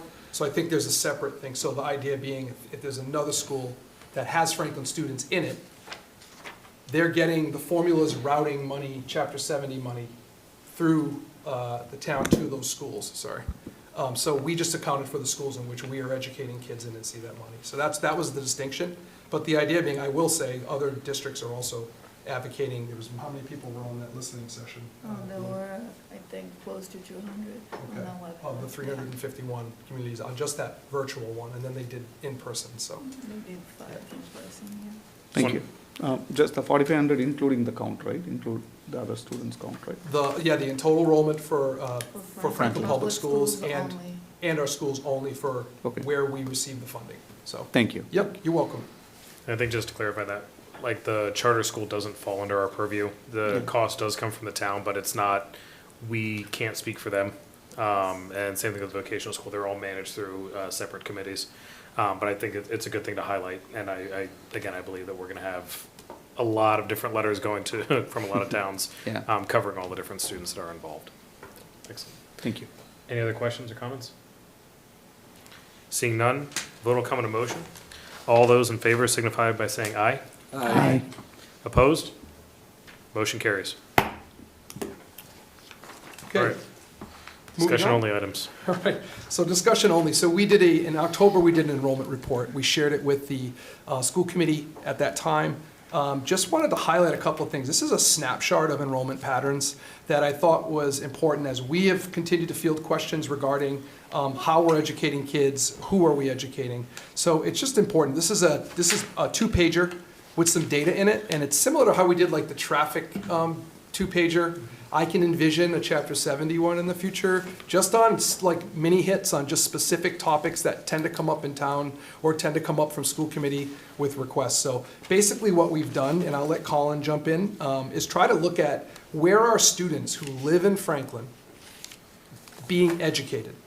That's basically it. So out of all the school options that are available to a kid who rests their head and reside in Franklin, their parents or family members have pay taxes or rent in Franklin, where are they going to school? So we put first is you'll see the percentage of kids attending Franklin Public Schools. 86, 86, 86, 88, 88. Within 87%, we have steadily had the number of kids who wake up every morning in Franklin, that percentage is consistently what we see. I think a narrative out there is students are leaving to go to private, leaving. There are students who do take advantage of those opportunities. But just from a percentage standpoint, we felt like that was a key point to share with information, just so that we have a shared understanding of this information. And even as the town population of school-age children decreases and has declined, so has the number of students attending Franklin Public Schools. But it's in line with the broader idea of less students declining, and that's the correlation. So if you look at the second chart, you can see here the number of school-age eligible students was, in 24-25, was 5,200, let's say, and 4,600 were attending Franklin Public Schools at that time. So, and I'll just point out, Colin, I don't want to steal your thunder, but you want me to just keep going? Yeah, go for it. Okay. So, if you look at the next page, it's just 2 pages, folks. We will post this online as well for people to look at and see, and maybe it gets included in a future school committee newsletter. But ultimately, we looked at the number of students opting out of Franklin Public Schools to attend charter, homeschool, in-state private, and out-of-state private parochial. So if you look at these numbers, in 2021, we had 363 students at the charter. At 24-25, we had 315. If you look at our numbers from, for example, homeschooled, we were 59 students were homeschooled in 2021. It's now 36. So if you look at it, the percentage, if you look at out-of-state private, it was 21 in 2021, and then it it increased to 35 in 2024-25. So these are just examples to just give you a sense, and we tried to stack the bars so you could get a sense of how many students. And then that was the middle, that was K to 8. If you move down below, you'll see vocational, which is Tri-County, right? Norfolk Aggie, Yeah, a combination of a those. combination of. So you'll look and you'll see in 2021, we had 174. It's 191 in 24-25. So you can see these numbers, and we just thought if we could illustrate this in a more digestible way than that enrollment report where it gets kind of buried, you can see the numbers that we have. And we thought this was a good example to try to show and continue to just educate the community on some of these topics.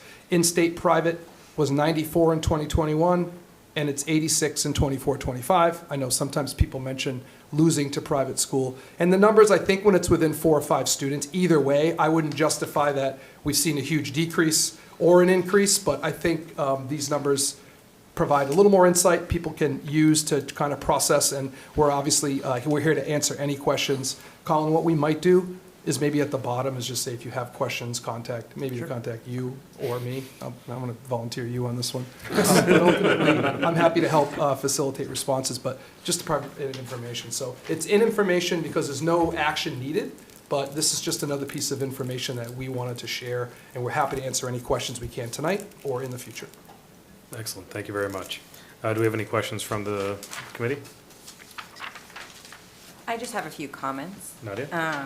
One, I really, really appreciate this from someone who followed the redistricting data for years. I feel like this piece, this piece was missing. I think McKibben, I'm forgetting now, but put out there, we're aware of how many students are going to charter. We're aware of how many students are going to private school, but the information was never put out to the public. So I really appreciate this breakdown. I also want to highlight that the charter numbers seem to be steadily going, well, they've fluctuated over the years, but they are decreasing substantially in this past year. There was a comment made at the last council meeting that the charter reimbursements have been significant. I dug deeper and went back to the expansion to see what that impact has been. There were 309 students attending charter before the expansion, and there are 315 now.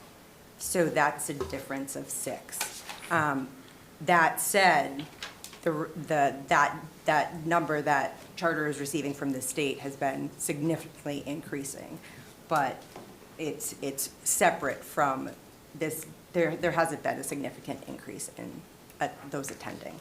So I think there's other factors that just like every school or every organization, the cost to educate students has increased, and I think that's part of the puzzle piece, is not necessarily a volume issue of students, but what it costs per student to educate in today's world is something that is part of the factor of that too.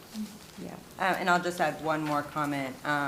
It was also indicated that perhaps the school committee could have put a cap on the enrollment numbers to hold that fluctuation financially. That's not legal. That is correct. It is not legal to put a cap on charter school tuition students. Can I, through the chair, to Nadia's comment, because I listened to every town council meeting, so I know what you're talking about, because it was sort of conveyed in the meeting when they had to come back because there was a bit of a deficit after the budget was finalized. And one of the big reasons when the council would ask, why are we short, was the enrollment in charter school numbers went up, and that's not accurate. So I think that's important that the town council comes to us when they have questions about the school, because they may have been reported inaccurately, not by us, but it wasn't that the numbers changed. So, I think that's important for you to know. I think we'll put out our documents, I think, to try to help. And I do think, this is a time where there's a lot of information that's thrown at everyone. I think we're all feeling it. I think we've been on a run in Franklin of sharing a lot of information out in many different ways. The idea being, I do think, though, that it costs more to do business. I think, I'm quoting Jeff Nutting, I think, at this point. It's just costing more to do business in not just Franklin, but across the state and across the country. I think that's the bottom line. And I do think we'll share these numbers, we can share information. I think it's really about continuing to just provide education and share information that we have. And when we have good data and we can provide it in a way that's more digestible, I do think things can get buried in documents, and I've been guilty of reading very long-winded documents and extrapolating pieces that I think are the most important and key. It's just human nature, but I do think what we'll do is continue to clarify things that make sense and that impact schools directly. And I think that's my focus, is how do we celebrate the great things that are happening across Franklin, advocate and protect the services that we have, but also look that we fit within a larger context as a part of a larger system in Franklin and as a department. So I think these are all factors. So I think we'll get there. Just one comment. First of all, thank you very much for this data. So this was our first conversation we spoke about this, I believe. Yes. And I'm happy to see this data. And like, surprisingly, the numbers going down, right? The enrollment happens on the charter, so that is good. And yeah, once again, thanks for the data. Sure. Well, Anyone else? Dave? And then just, this is great. Everything my colleague said is right on point, and I agree with.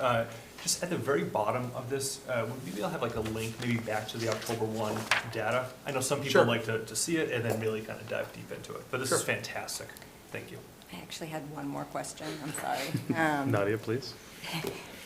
Is there any, so this breaks down like who's out of district, who's not. Is there any mechanism in which we survey families to understand why they're choosing to go out of district? you asked a similar question. Same question. Yes, so we have not surveyed if a family chose to enroll their student in a private school, for example, and they chose to do that, say they went through their process and made that decision at the end of the year, let's say, for the next school year. That would mean that they would have been unenrolled. The private school would have requested documents. We don't always get notified from a family that that's a choice they made, because the natural order of things is, like if a kid moves from a town to a town, we receive a student, we just send the request and it works internal. I guess it would take us to say that person left. If they didn't tell us, we'd have to seek them out and say, hey, you used to attend here, but you didn't move, but you're sending them to a private school. Can you tell us a little bit about your reasoning for that? I guess there's I don't want to commit to you and be a yes person to you, but I do get the idea of what you're saying is if we had information on the reasons why, could we use that information to help inform our decisions? Yes, and just, I love the breakdown of this. I almost want to take it a step further, just, it's K through 8. I would like to see what the 6 through 8 number looks like in comparison to the elementary school, just to see, are people exiting at the middle school stage? Are they exiting more so at the high school stage, just to get more of an understanding there? Thank you. It will take that would take some time. I think you, Steve, you had asked a question too that require a little more detail, but it was in relation to some of this data. So I think over time, and next year, I think for the enrollment report in October, we're going to prepare, this will be our template to try to present information in a way, just right off the bat in October, that has this. It might be 4 pages instead of 2, but what we can do is we can try to look at that a little bit closer. We'll get back to you. Well said, Nadia. Stephen, do you have I another mean, question? it's the same thing. The survey, not just the people who are leaving, right? So probably we can send it to the families and see some people wanted to leave, but they may not be able to, right? So at least we can know we can understand their reasons. Why do they consider leaving? So it'll be great if we can send this kind of surveys to the families to understand their. It's a retrospective for us to know what we have to do. Right? Thank you. And my final comment here is just looking at these overall numbers, the percent of students that can attend our schools that choose to. I think it really continues to speak very highly of the overall educational system we have here. Reminds people that, this is one of the big driving forces for why people move to Franklin. They don't move here so they can send their kids somewhere else. They move here for the high-quality schools that we have. And I think it, puts a little bit of a heavier weight on us to make sure that we continue doing this right. But that's definitely the big take-home here, is that we've seen an increase in people coming here to send their kids to school and continue to do so. So, awesome. All right, moving on. Okay, so next is just the monthly financial report. This is in your packet for your review. We're happy to answer any questions. We will be providing this on a monthly basis, the first meeting of the month, so you can expect to see that as part of your packet as well. So, yeah, this is provided typically to you, but we put it on as an agenda item. Any questions from the committee? No. Excellent. Yep. All right. Okay.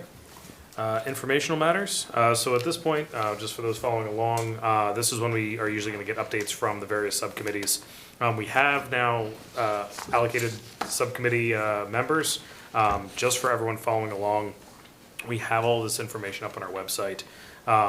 But just to highlight kind of the different committees we have budget, which is currently myself, Nadia, and Ruth Ann.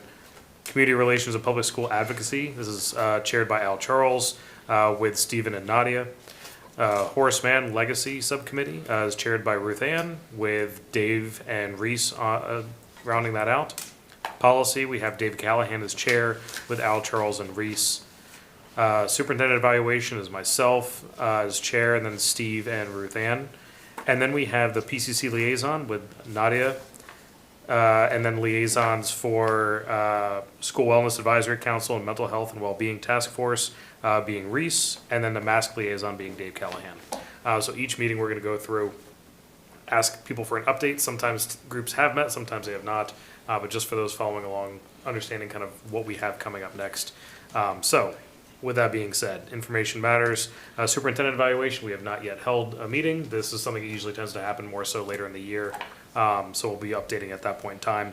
Budget, we did meet earlier today. We're able to get a preview of the 27 budget scenarios, kind of understanding a lot of the cost drivers and the challenges that we're going to be facing.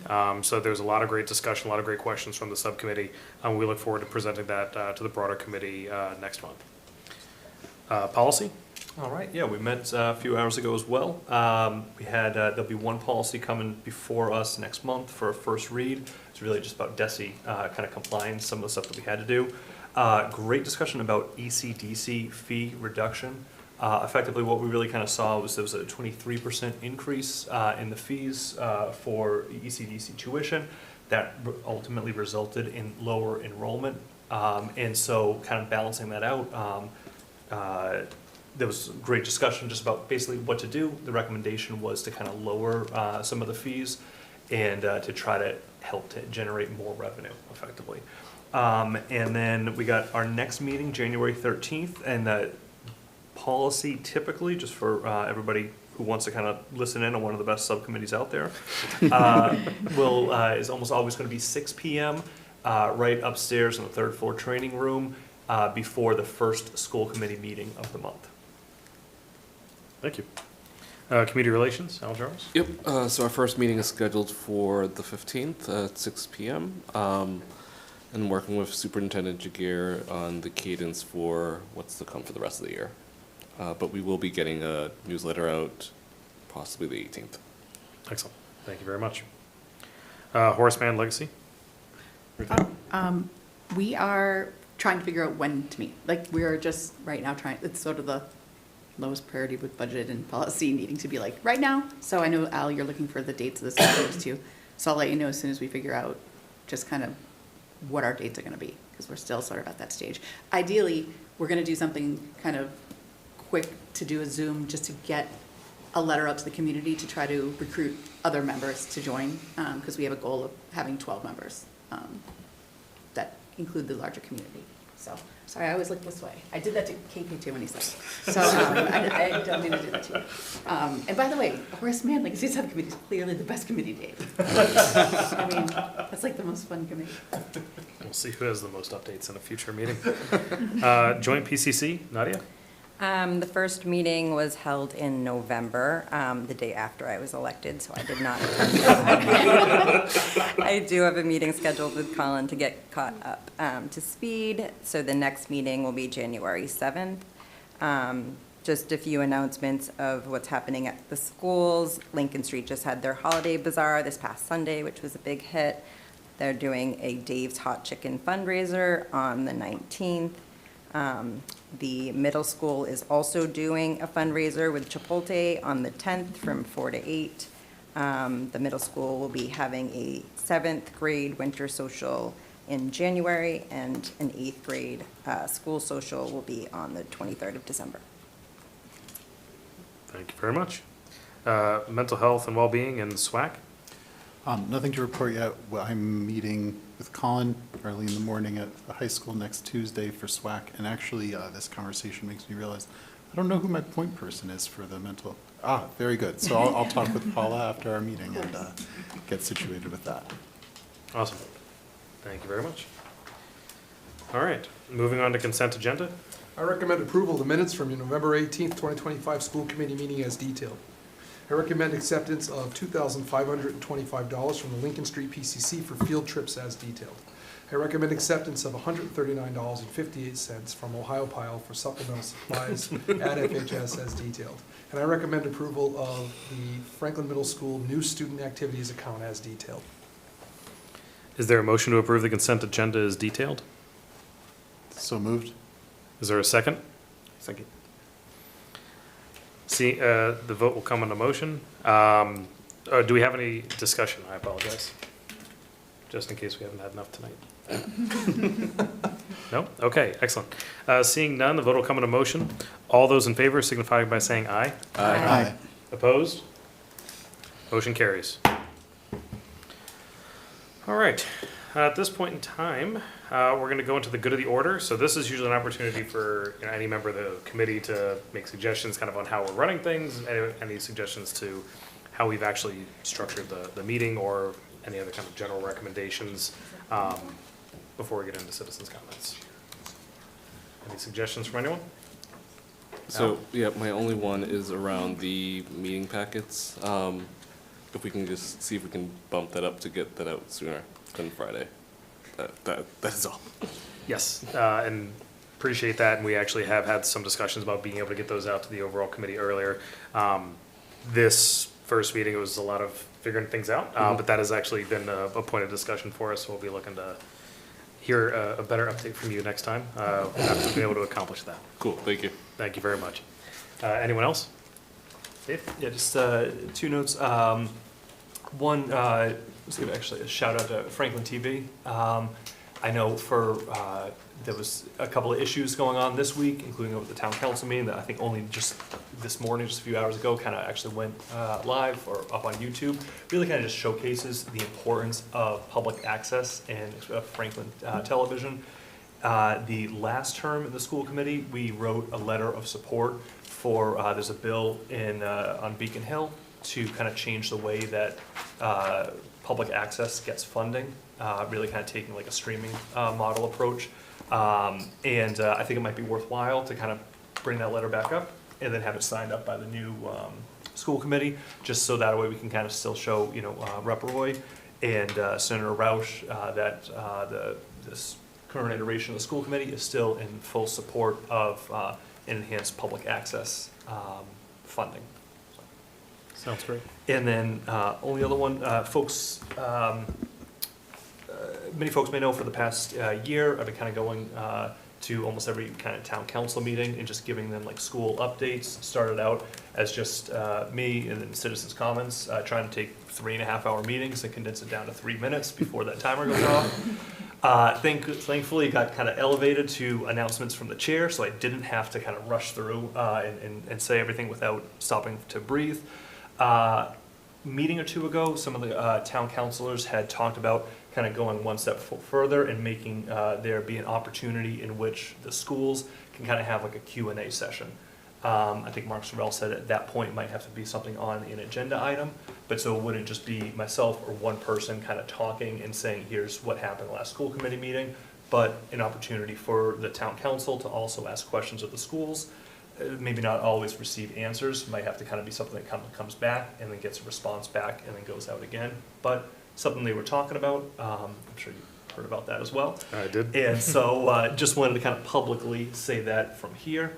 That was discussed, and they also discussed as well, folks I'm sure heard, about them kind of coming to some of our meetings as well. I think just really that the whole reason why I started going down to them back in like January, February, was really just try to cross-pollinate, get their audiences to hear what's going on at the schools, and then would love for also our audiences to kind of get an idea about what's going on at the town. And the more that we can kind of do that, the better. I loved your comment, this was like days ago, but talking about formally inviting town council to the budget hearings. I think it's fantastic. I saw Councilor Griffith and Councilor Callaway Tripp. Really appreciate just seeing your names. I know everybody's watching, but the more that we can kind of get everybody together and on the same page, we had a lot of issues ahead of us financially, and the more that we can kind of work together on this, the better. So just to kind of mention that, and the more that we can have those opportunities, I think the better we'll be. Yeah, no, I think that's great, and I appreciate you bringing it up. And did notice that in the town council meeting, and I have reached out to Chairman DeLorico to work on trying to schedule some of that. Really trying to make sure that we have that opportunity, because if it's something on their agenda, we're somewhat at their mercy. But I do look forward to having an opportunity to work through that. When it comes to inviting town councilors to our meetings, very excited to see them here. As Dave called out, we do have some on Zoom.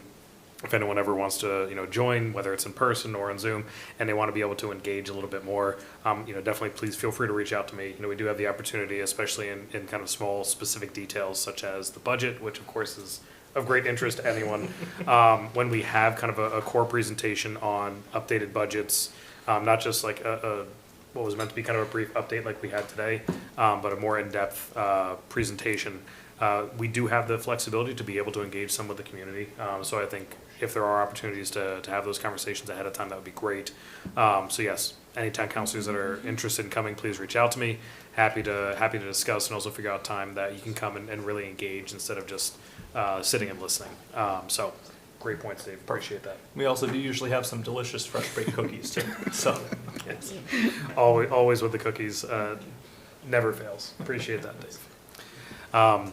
Any other questions or comments? Yes. No, just a comment. It's great updates today, and I'm just getting into the phase of the school committee. Thanks for your support, and just like to wish everyone a Merry Christmas and a Happy Holidays. Thank you. Appreciate that. Thank you. All right. With that appearing to be concluded. Oh, Reese. I mean, I have one more thing that's not really good of the order, but I don't know when else I'm going to put it. So I just wanted to say I got a chance to see Mean Girls a couple weeks ago at the high school, and it was phenomenal. I just wanted to call that out and really praise the theater department at the school for putting on a amazing production, a really excellent production. The set design was phenomenal. The entire cast, the leads and the ensemble were really on point. I was laughing as hard as I do at some of my favorite sitcoms at the physical comedy on that stage.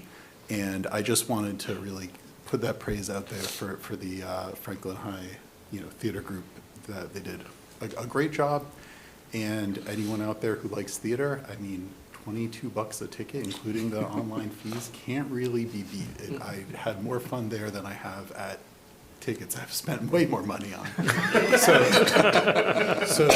I just wanted to take a moment to give them that recognition, because they really did an excellent job with that show. Appreciate that. Thank you, Reese. All right. All set. So now we're going to move on to citizens' comments. Are there any citizens in the audience, in person or online, who would like to comment on an item that falls within the committee's purview? Name and address, please. Yes, certainly, thank you. Steve Sherlock, 13 Magnolia Drive, Community Information Director for Franklin Matters, Franklin Public Radio, and being mindful of your time, I do have a couple items. For reference, hold harmless is my understanding is akin to OPEB. Back in my early days, when I started doing this, OPEB was this big albatross that everybody was worried about.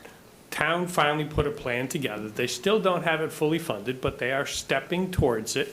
And then as a couple of other things happen, they will be able to use what currently is funding the Norfolk retirement to redo that, to put it to OPEB, and they've got help.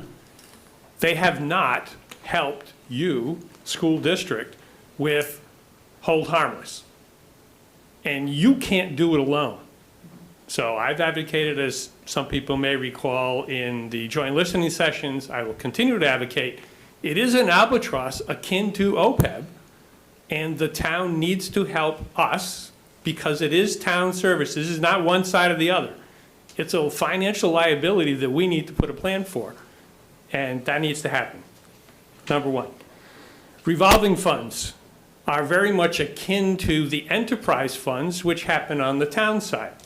Town side has a very similar process, only they have, I think it's $1 million or something more in that for water, sewer, stormwater, et cetera.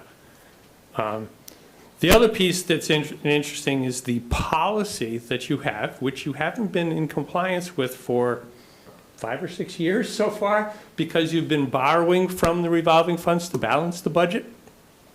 Ironically, while the town also talks recently of having clean audits, back in 2007, it was a rather dirty, ugly audit that caused a big deal on Thanksgiving and then resulted in a joint school committee and town council meeting for a fiscal audit report. The two key items out of that was, one, the creation of the policy, which you're not keeping right now because you've got additional pressures, and two, the hiring of Miriam Goodman, who then brought the rest of the finance process that you have into order and is being continued by Carmen. So that historical perspective I have, you don't. At some point in time, we'll need to get into further because there's other people who certainly have forgotten that a long time ago. As mentioned earlier, Paul and I had a great conversation. It's about 30 minutes. Since you got inundated with a whole bunch of things tonight, recommendation, listen to our conversation, then go back into the YouTube and pull up the student services piece, and I think it'll make a lot more sense because what we'll do is kind of give you the preview, and then they go into great detail and the numbers. Last one, community calendar reminder, joint PCC, absolutely. This week, coincidentally, the radar says tomorrow is the only day that doesn't have a fundraiser. And I may be wrong because the radar is not perfect. But there have been, and are more fundraisers, and they're on the calendar every day, top line for any school or youth sports organization. So youth hockey has one Thursday, class of 2028 has one on Friday. I hope people like Santa Fe because they're both on the same process. Thank you. Thank you very much. Anyone online, if you're interested in speaking, please raise your hand.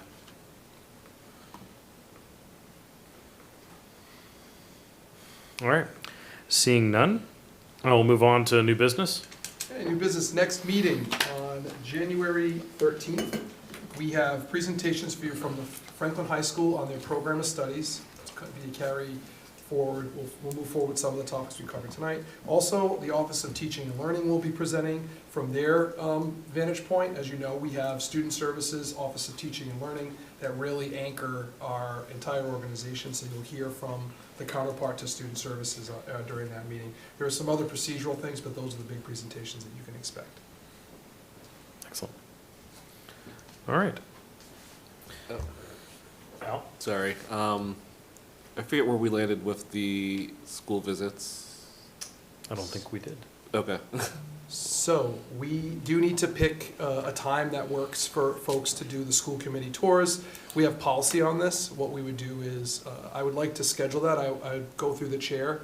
Maybe we can come up with some available times that work for folks. We'll make that happen We can utilize our activity van possibly during the day if it's not utilized by students, to get around to each of the schools and do the tour. We try to do that at one time and have you just rotate and go through each building. And we'll set that up so that the building leadership is also available when we make that visit to their school, so they can talk through. And we would physically walk. And US school committee members, we would walk through each hallway, classrooms, to kind of get a sense of the layout of the schools, the condition, and the types of services we're providing students through pre-K through grade 12, age 22.